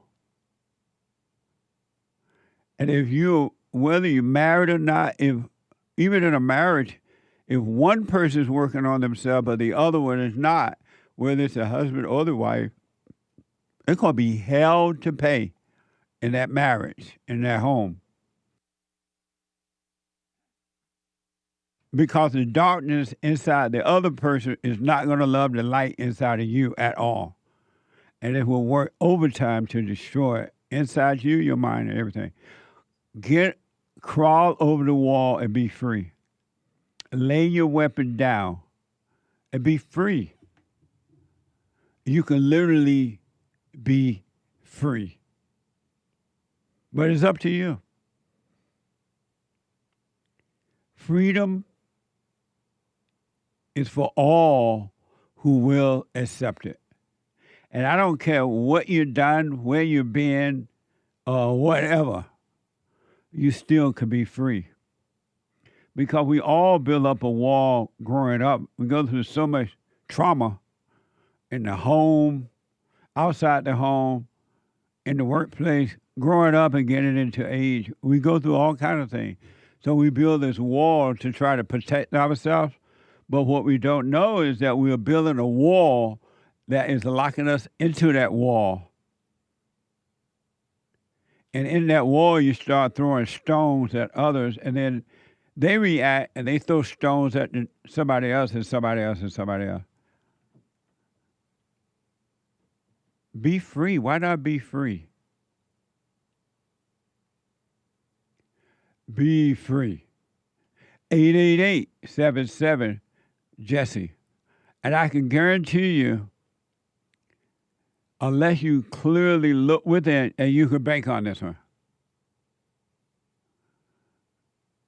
If you don't look within and live from there, you're never going to be free. I don't care how much studying you do, how many books you read, how many false teachers teach you about other things and other people, you ain't going to be free. You just have a head full of knowledge and a bigger ego. That's all you got to have. A Tuesday night debate at the University of Southern California was canceled late Monday amid allegation of racism because all the candidates invited to participate are white, while the 4 Democrats who were left out are Latinos, Black, or Asian. That's from calmatters.org. White people, I just think it's so interesting. It's like mind-blowing that in your own country that was founded by whites and made great by whites, and you allow these other people of color to come in and they're taking over your country and telling you how you can and cannot function. Think about that one. And that's happening in all of the white countries. And white people say, oh, okay. How you not going to have a debate because there are no, quote unquote, people of color part of it? In the white man's land.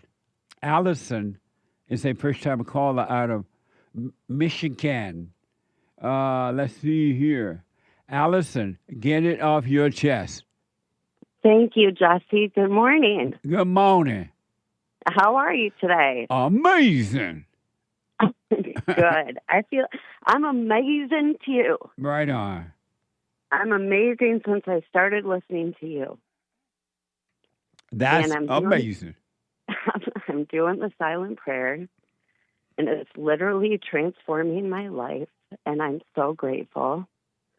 Thank you for what you're doing for all of us that get it. And I want to encourage you to just make sure you stay with it. Stay with being present. Stay with ignore the thoughts and the emotion. Just stay with it, ALISON, and you're just going to be amazed at how great your life will be. But stay with it. Don't let anyone talk you out of it, not even those thoughts. Don't let them talk you out of it. I will not, because one thing I've noticed is when people call in and you ask if they're doing the silent prayer, a lot of times they say no. Yeah. And so when I heard that, I said to myself, I'm going to make myself do it, whether I want to do it or not. I'm just going to make no excuses. Yes. And ever since I've been doing that, my life is just flowing wonderfully. It's so mind-blowing to me is that the spirit of truth, the first law is that to follow God, to follow freedom, to love that more than anything or anyone else in your whole life or anything, right? And the people won't do the one thing. I don't know how they expect the second thing to work and be right if they're not doing the first principle is to stay present with what is right. Stay with the silent prayer, stay present. If they don't do the first thing, the second thing is never going to get right. Exactly. Well, it seems like we're conditioned to put our faith outside of ourselves instead of having the faith in ourselves to discipline ourselves, to make our life better, because it is in our hands. It's not outside of us. That's for sure. What a mess! I know. But I have a story that I want to get off my chest. Okay. Okay, so I went out with a friend of mine the other day for dinner, and she had another friend there.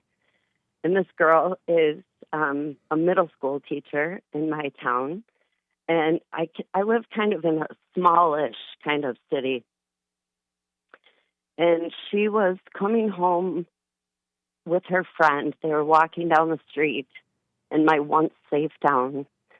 And this guy came up behind her and stabbed her from her chin all the way above her ear and stabbed her friend in the top of the head. And, like, this kind of stuff doesn't usually happen in our town. And he had been arrested already, like, 7 times, and they didn't keep him. I live in a sanctuary city, and they didn't keep him in jail. And so he stabbed this girl. And I was talking to her about it, and she had gone to court the day before. And I said, what was it like facing him? And she said, I just felt sorry for him. That's amazing. I'm like, and that's then mind-blowing. Was it an illegal alien? I believe it was. She didn't tell me that part. But so you don't really know. But I know he was black. I do know that. You're black.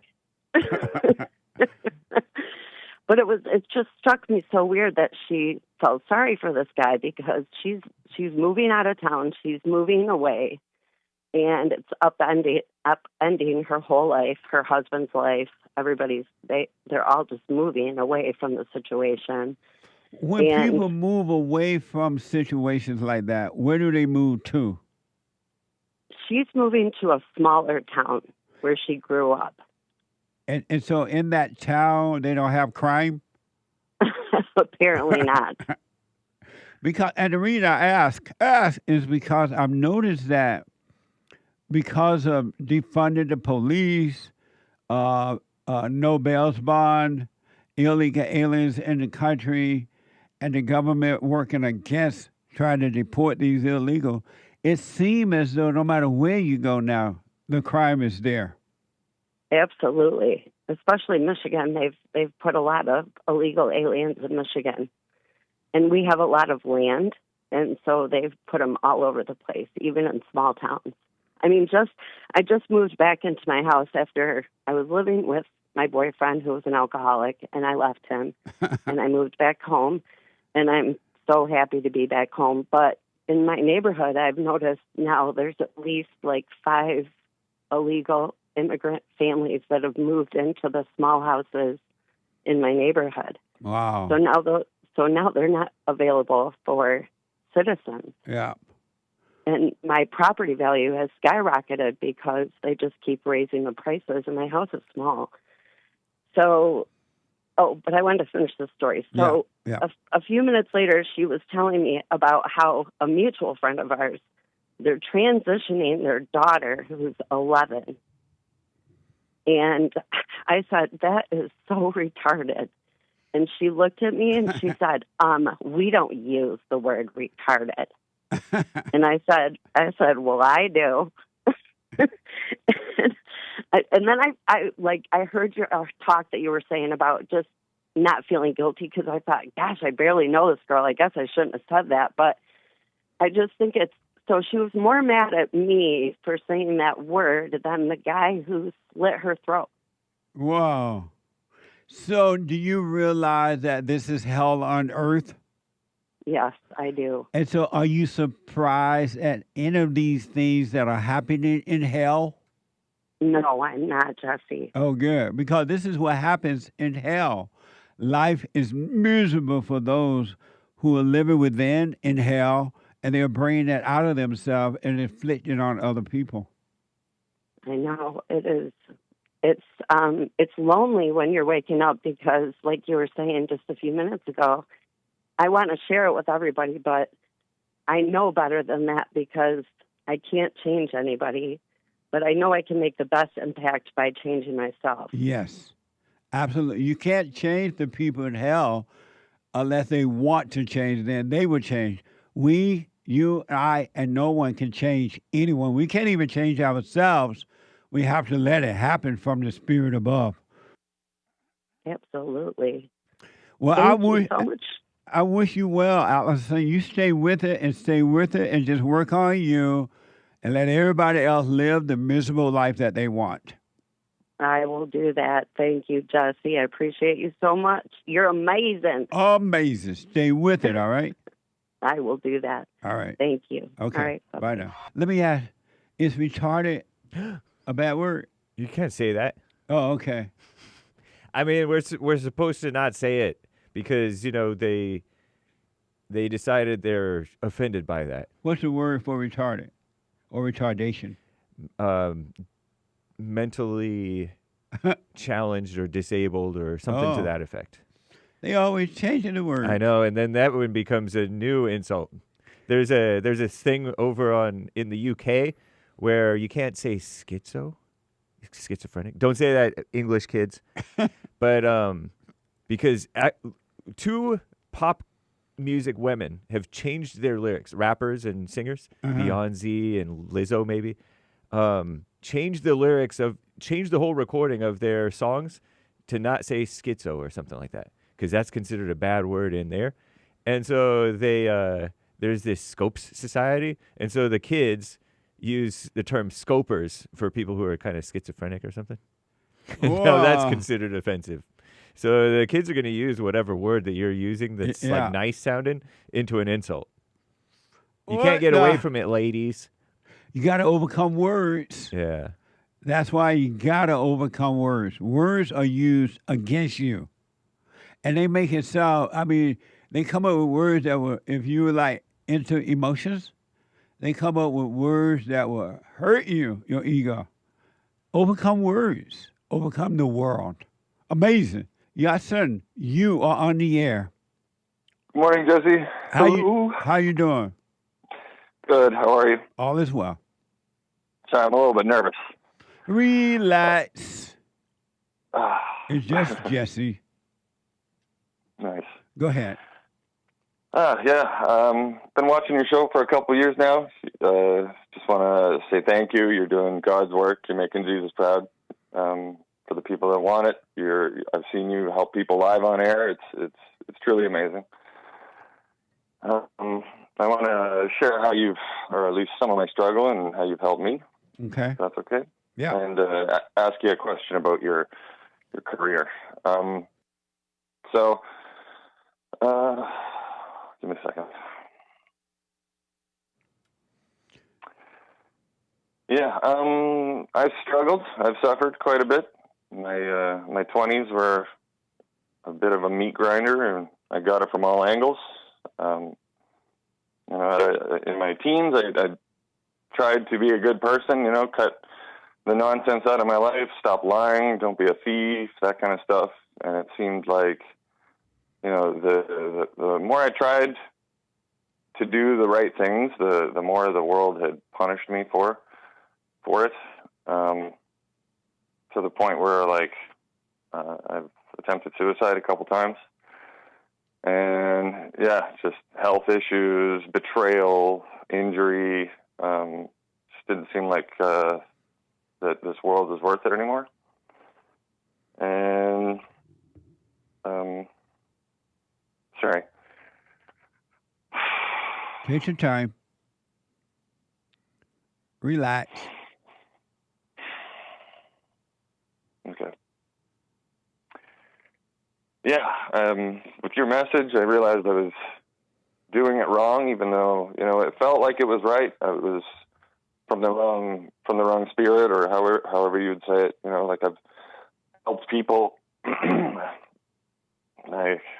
overcame all kinds of addictions. I was smoking fentanyl at one point, and I got off that, and I tried to help somebody else off of it. I did 40 days with them to dry them out, and then but shortly after that, they had relapsed and mugged an old lady for her purse, like Purse-snatched her from her, and she fell and died, and he went to prison and stuff like that. I felt guilt about that, and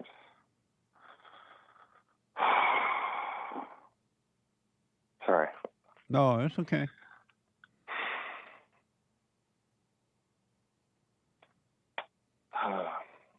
Yeah, I don't know. I realized that it was for the wrong reasons that I've been doing things, and listening to thoughts and doing things out of pride or for that emotional thrill or whatever it was not the right way to be doing things. Charity is not an outward act like that. And I really want to thank you. And I had a question about have you ever helped anybody that has schizophrenia? It's funny that just got brought up right now.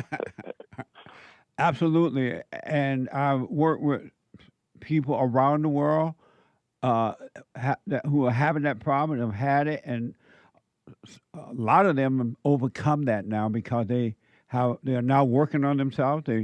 They dropped the anger. They realized that it was the anger and the judgment that were making them crazy because they thought that they were their thoughts. And so they held on to a lot of resentment and stuff. And when they drop it, now they're free from it. They feel fine.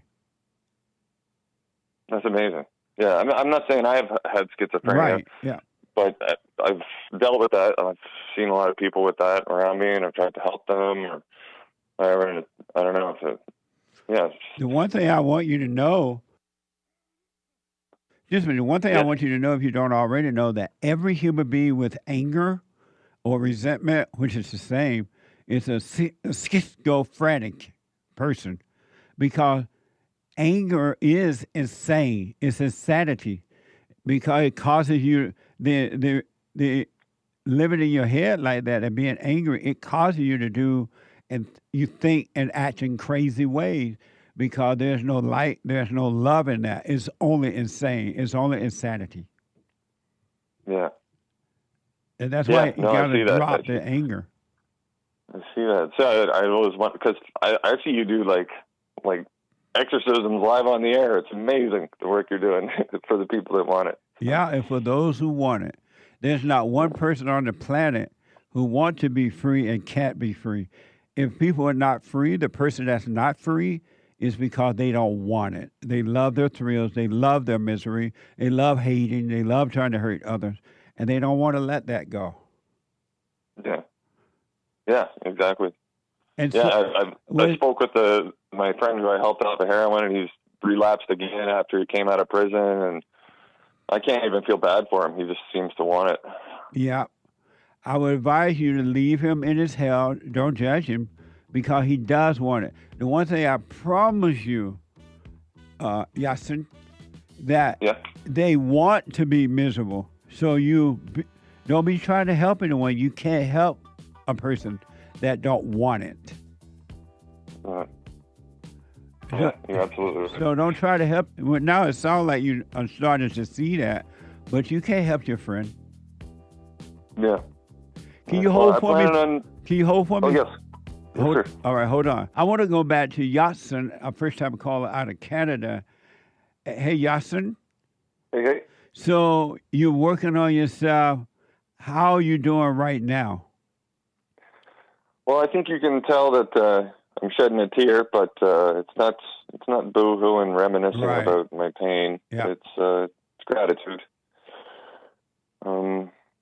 Because this stuff I wouldn't have even been able to think about without crumbling until I forgave my parents. And so you went and forgave your mother? Yes.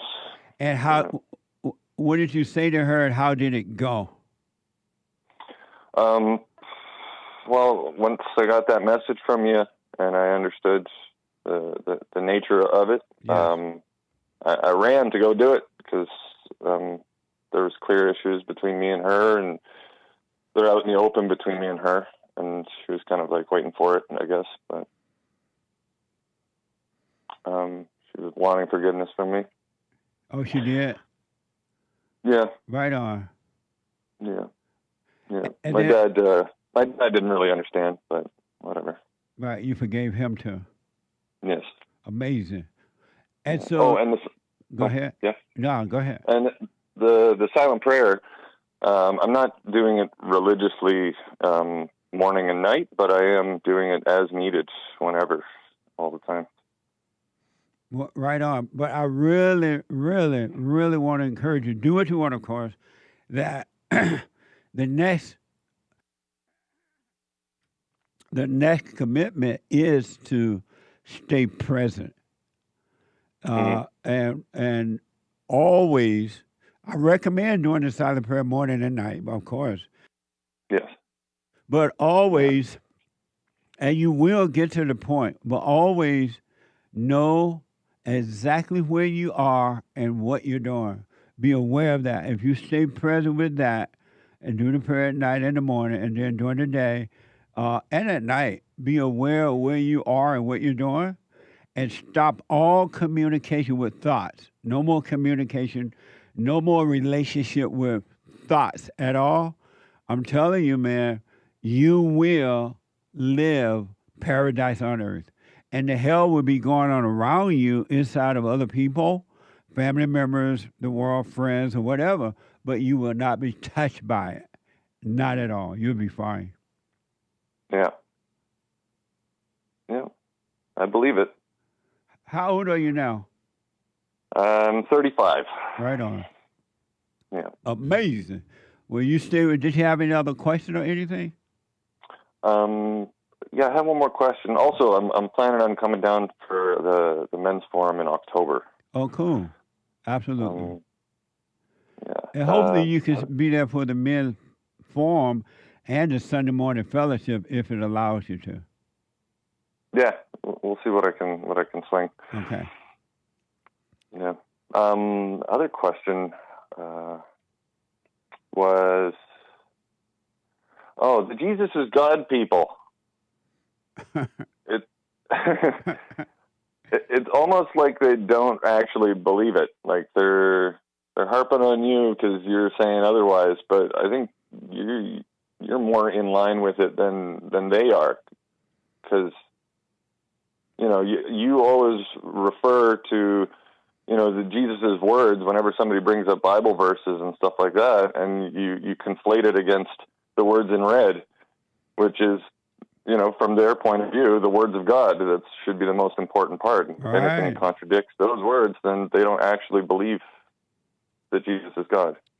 And it's interesting, too, you make a good point. They don't believe it. They just want to argue about it and hold on to a false belief. But it's interesting, not one person has ever been able to show me where Jesus said himself that he is God. He said all over and over again that I am the Son of God. He said, my Father is in me and I'm in my Father. I do the will of my Father. And no one, it doesn't matter if they're Catholics or priests or whatever, no one has ever been able to show me where Jesus said, I am God. It's mind-blowing, but yet, you're right, they hold on to that because they just want to argue about it. They're afraid not to let it go. Yeah, and even the line that, even when the lines that they choose where he says, me and my Father are one, that means he's saying God. It's never Jesus' message. Right. It's the answer to a question from his followers most of the time. It's not what he's commanding us to go and spread. Even if it is true, which how am I going to know if it is or not until I move on from this world? But that's how are you going to proselytize or bring people into the fold of Christ by pushing that? How does Jesus as God help you or anybody else? That's right. And they even Jesus said that, hey, greater works that I'm doing shall you do. How God gonna tell you you're gonna do greater work than God? That doesn't even make sense. But they'll come up with crazy response to that too. Yeah. God gonna tell you, okay, y'all gonna do greater works than me. That doesn't even make sense. No. Well, yeah, it's almost like a cop out. Like Jesus says, do greater works, and then if Jesus is God, like it almost seems like it's an excuse to not do as good as Jesus. No. What a mess. But Yasin, you stay with it, stay with it, stay with it. And you must be willing to overcome the world, meaning overcome your friends, your family, your ideas about God or about anything, and just stay present, and you will become controller of your own world, your own universe, which is inside of you, and it's just going to be amazing. So you stay with it, man. Yeah. Oh, that makes me think about your other questions, or question about who are you? Yes. So who are you? Like I don't want to give the Jesse intellectual answer of just I'm nothing, but I think more the question is more like, what is consciousness? And I think the answer to that is like, we are like a fragment of God, like a piece of God's mind. Amazing. You stay with it, man. I want to respond to that, but I want the people to know for themselves by discovering who they're not. But I do want to tell you, you're onto something. Amazing. You're truly onto something. And that is amazing. Thank you, Jesse. I hope you have a wonderful day. You too, buddy. Stay with it, stay with it, stay with it. All right. Love you guys. You Bye. too, buddy. Bye now. Did you hear that there were 8 people arrested in Chicago? This was during a team takeover. Fox 36 Chicago is reporting 8 teenagers were arrested during a team takeover in Chicago Loop Wednesday night that led to a curfew enforcement order. Watch this from Fox 32. It was a very busy and loud night here in the Loop, prompting a large police response and also some arrests as well. Take a look at this video here. It was shared on the Citizen app. It was at around 9:30 last night when a large group of people were seen gathered here in the Loop. You can also see Chicago police officers on scene, many of them on bikes. At one point, video also showed emergency vehicles near this group, but we are still waiting for confirmation on whether that was related to the gathering. This is another video we've obtained through the Citizen app. You can see there's a person in handcuffs getting arrested by Chicago police. Justin Peters, the founder of Chi-Town Crime Chaser, says he was in the thick of all of this chaos trying to help. Listen. 200-300 kids just running back and forth, jumping on cars, just fighting, taunting the police. And it got pretty bad to the point me and my team actually witnessed the little boy actually getting stumped out unconscious, and I had to render aid to him. We had to call an ambulance for this boy. Once the weather starts breaking, or it's spring break or the weekend, and these kids got nothing to do in their communities where they're from on the south and west sides, they'll come downtown. They black. And they want to say that Jesus was black. If Jesus was black, we in trouble. What? The Chicago City Council is working on a revived curfew law that would allow police to disperse crowds after a 30 minutes warning. Watch this. This comes as the city council is still working to pass a revised curfew ordinance aimed at preventing teen takeovers. The new ordinance would allow Chicago police to give a 30-minute warning to disperse the crowd instead of the previously proposed 12 hours. And before issuing any citations, officers would be required to ask the person's age and why they are out. You already know why they're out there. To start trouble. They ain't out there to go shopping. What a mess, huh? And so I need my, and then I get to your calls and super chat. I need my experts to respond to this particular video, and Derek is coming in as well. This is a post. I want to know your thoughts on this post about a virgin husband who married his formerly promiscuous wife. And this is so, Derek, don't be walking like a black person. Get up and come on in. He walking like he afraid of Mr. Charlie. He black. Derek is black, my producer. And he walking like, yes, boss. Yes, master, I'm coming.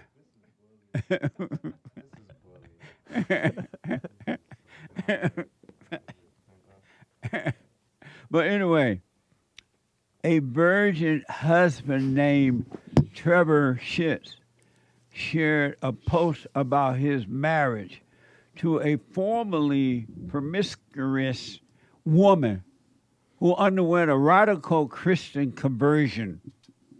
This post is in response to an ongoing debate on X among Christians on whether a promiscuous woman or whether promiscuous close enough woman a damaged good, unfit for marriage. And Hate gonna read out this image of this post. Yeah, I'll sort of skim it for you guys. Trevor Shietz says, "My wife was formerly." Where is it? I don't see. Oh, they'll start to show it. Oh, okay. All right. I think they'll start to show it. My wife was formerly promiscuous. I was a virgin. She was then radically born again.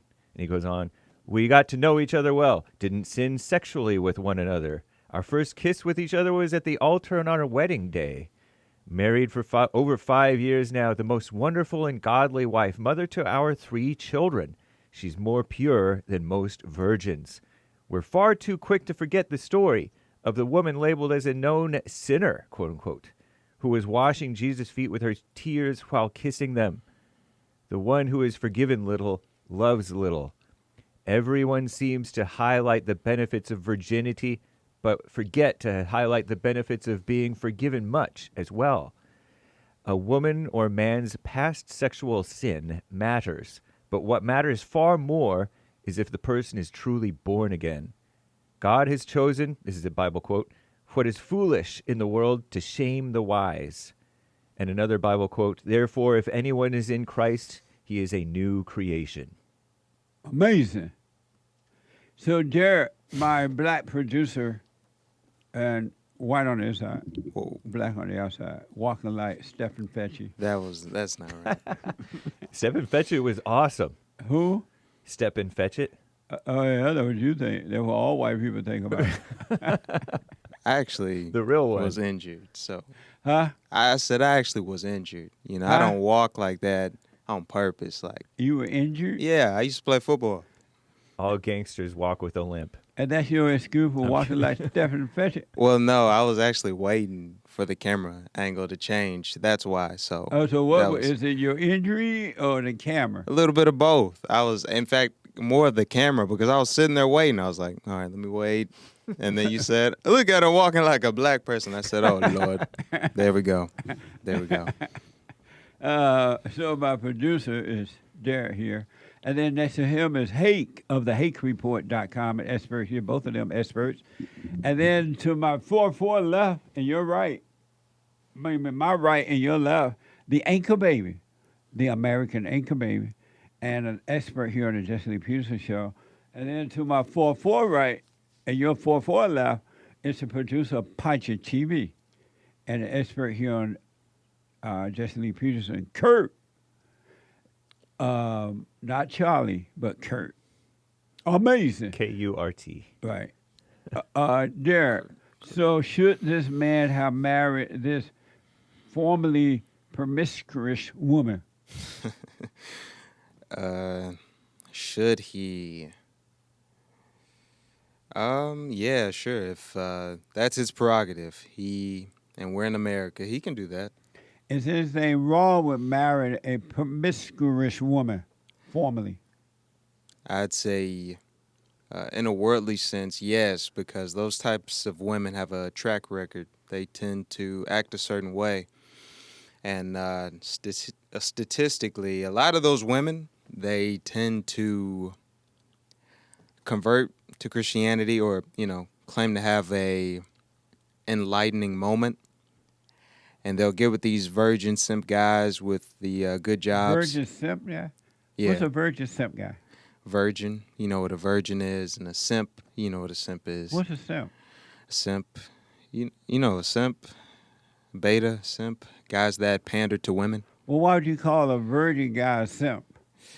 Well, I was just saying these types of guys. I'm not saying like all of them are like that, but. Oh, okay. But, yeah, they get with these guys and they use them, and then they end up cheating on them, and you read about it online. So we see that a lot, and that's the only reason I'd say be mindful of these types of women. But, I mean, hey, I don't know. Maybe this situation could be different, but statistically speaking, it probably wouldn't. But for the sake of the conversation, would you marry a promiscuous, formerly promiscuous woman? No. You would not? No. Me? But I don't know. Maybe if God tells me, hey, this is for you, hey, okay. God made Hosea do it. Hey, there you go. Well, she wasn't even formerly. He spoke to him audibly, though, right? I don't disclose. I mean, I don't know. I wasn't there. God audibly said, marry that Hosea or something. Right? I wasn't there. Maybe that was the devil. Whoa. He's gonna have to be audible Kurt, for me. would you marry, should this man, in your opinion, should this man have married a formerly promiscuous woman? No. And why you say no? Because she's going to run circles around him. He doesn't know what he's getting into at all. She's going to run circles around him and control him. I mean, that's why she's getting with him. She knows she can control him. But she's a Christian now. Oh, yeah, totally. No, they have she's 3 not. children. And they have 3 children. Nice. And children is that's a different story. Then at that point, yeah, for the children. For the children. So he should marry a formerly promiscuous woman for the children? So they already have the 3 children, though? And they weren't married in the first place? No, they've been married over 5 years now. And they had the children after they got married? Yeah, they didn't even have sex or even kiss until they married. And then they had the 3 children? Right. Then yeah, if you're already married, stay married. Should he have married? Would you ever marry a promiscuous woman? No. Formerly? No. And why not? Because if you're gonna get married in that fallen state, you're getting married because of your ego. And me personally, my ego will never let go of knowing that they had been with someone before. I can never get over it. My mind won't let me forget it. Amazing. How about you, Derek? Mm-hmm. Should he have married? Nick, not Derek. My bad. Nick, should he have married a formerly promiscuous woman who become a Christian? I don't tell men who they should and shouldn't be with, because they know, mainly because they know that better than I. They should at least know who they're with better than I. They're the ones the closest to the situation. So I really wouldn't tell, oh, you shouldn't be, unless I know, I guess. I have something really on my heart. That's my friend. Whoa, you really shouldn't be with that one. But besides that, I wouldn't. But here's the thing about the promiscuous woman in the past. How do I put this? it's you're taking a bet in a sense. You don't really know someone's heart, and you just don't know. So when someone acted a certain, they have a past, so to speak. How do I put this? Like, here's the thing. I don't know that person like you, but if you're gonna ask me like, what kind of bet should you make, then the bet you should make should be, if you wanted to be safer, right? The past behavior can sometimes indicate what they're going to do.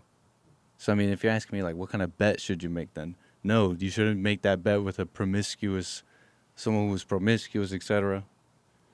But then I wouldn't tell them who. I don't know that person like you do. Would you marry a formerly promiscuous woman who turned Christian? No. You would not. Promiscuous means different, I think, in different generations a little bit. What does promiscuous mean?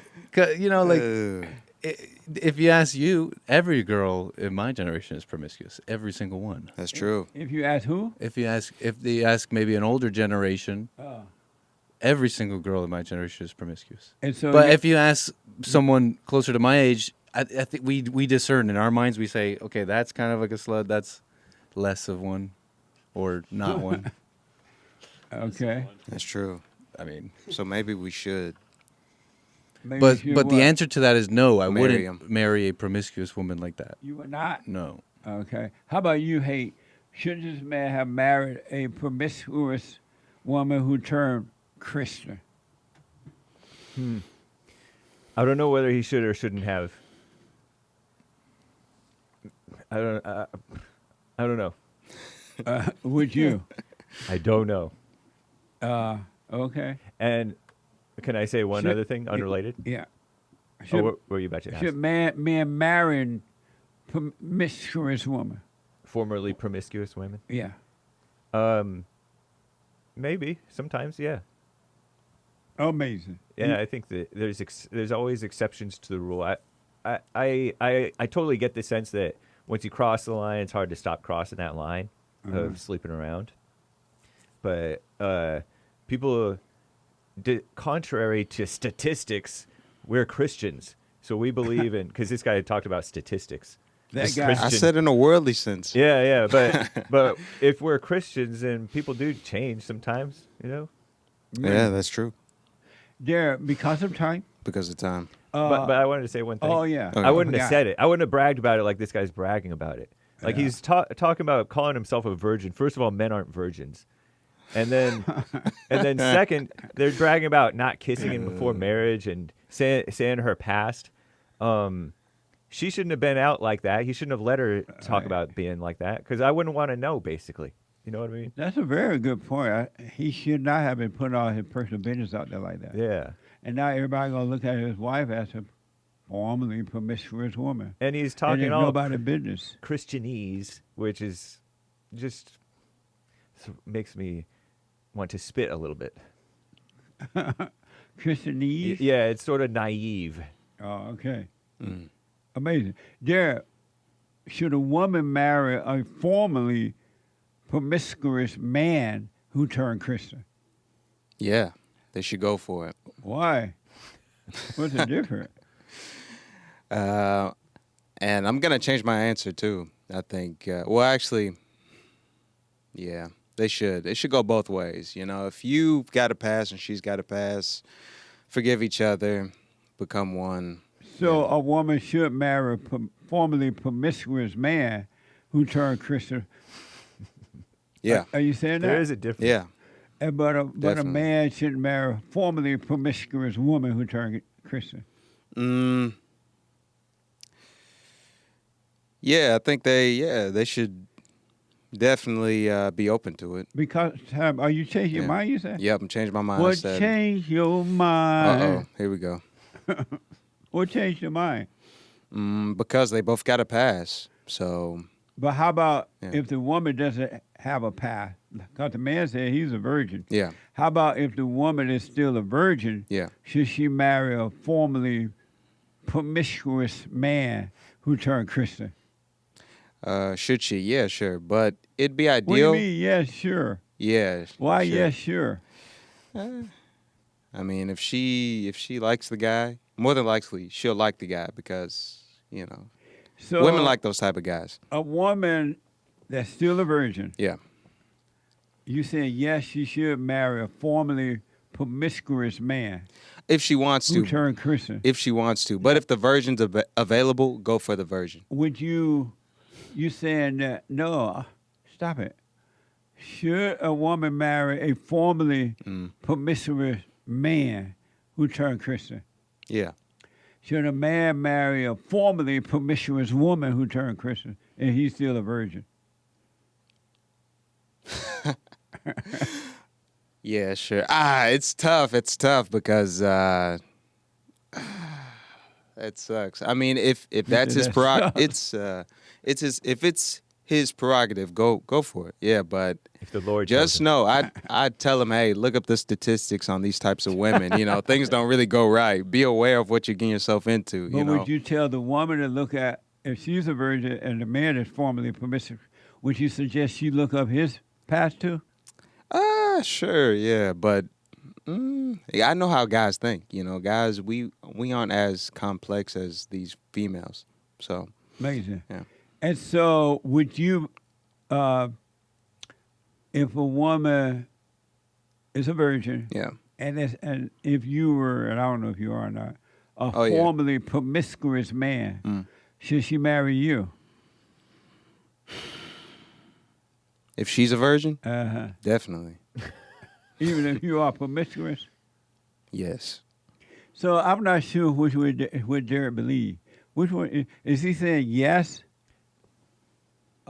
a woman should marry a man who's promiscuous if she's a virgin, or no? He is saying yes, and that thought made him change his mind on men. So getting he's with saying that women who've men been should around. marry formerly promiscuous women. I think so. Are you saying that? But beware of statistics. Are you saying that, Derek? Yeah, but if that's their prerogative, beware. I'd say that. And the woman should beware of the man too. Yeah, but I wouldn't push the statistics so hard on him. But yeah, because he's a Christian, and men, when they become Christian, between a former they go. promiscuous man and a formerly promiscuous woman, it seems like the same. What's the difference? Because sex really is a quick thing for us, but for women, it's more intimate. So, and they also carry traits of the men that they've been with. So, but guys but really men don't. become addicted to the women they would be with too. Right, but we don't alter our character. Like men, their favorite sports team will be this because of this guy, and they'll have this political opinion because of this guy. But it's like for guys, it's like I'm sticking with what I know. I did this with this woman the other night. It's not that big a deal. Kurt, yeah. Should a woman marry a formerly promiscuous man if she is a virgin? No, they should not. So the woman should not marry a formerly Whether they promiscuous. do, they can if they want, but they shouldn't. Why not? Because don't you want someone all to yourself? Isn't that the point? If you are to fall in love or whatever, you want them all to yourself. At least that's what I think. But she would. I do think it is a little bit different for men than women. In what way? Because as a man, that's what you want in a woman. You don't want them spoiled. Well, he already spoiled. He formerly promiscuous. Yeah, that is true in a sense, but women don't care about that like men do. They see that if you've been with a girl before, they're like, ooh, he can get the ladies, ooh.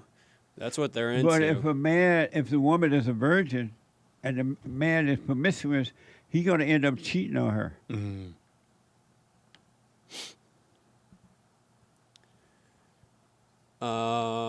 If he's formerly promiscuous. Not for sure, but yeah, No, that is for sure. Not for sure, No, but it's more for likely. sure. Because he carried that with him. If he's been counseling for 36 years. And so the ones that, if they both Stay virgin till marriage. No, if the woman is a virgin and the man is promiscuous. Beforehand, then Should she marry a promiscuous man? Should she? No. And what do you say, Nick? Anchor baby. No. And why? So she should not marry the promiscuous man? Mm-mm. And why not? Spoiled goods. Oh. Spoiled goods. What? Turn it on, y'all.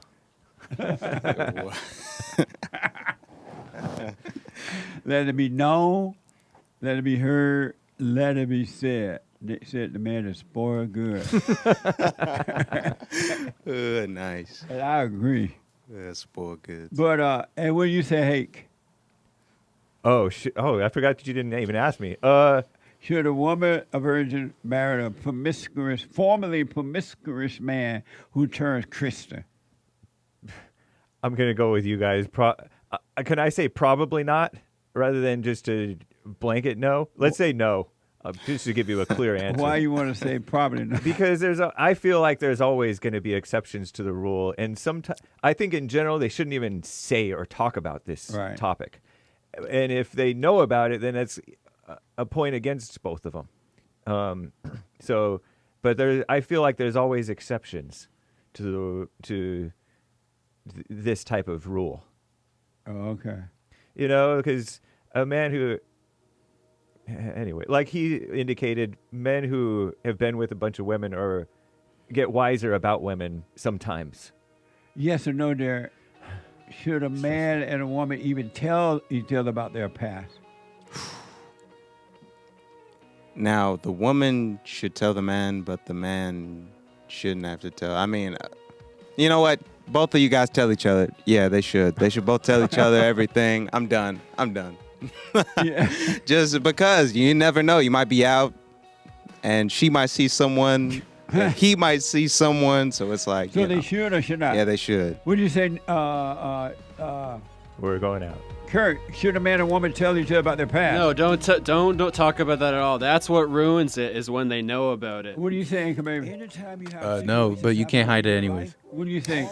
No, definitely not. I don't even want to know. The Treasure Chest is now open on D-Live and stretch off on pills.net. I'll be right back to your phone calls at Super Chat. Amazing. And don't forget to like, follow, tweet, subscribe, and share the Justin Lee Peterson radio show, folks. We really appreciate it.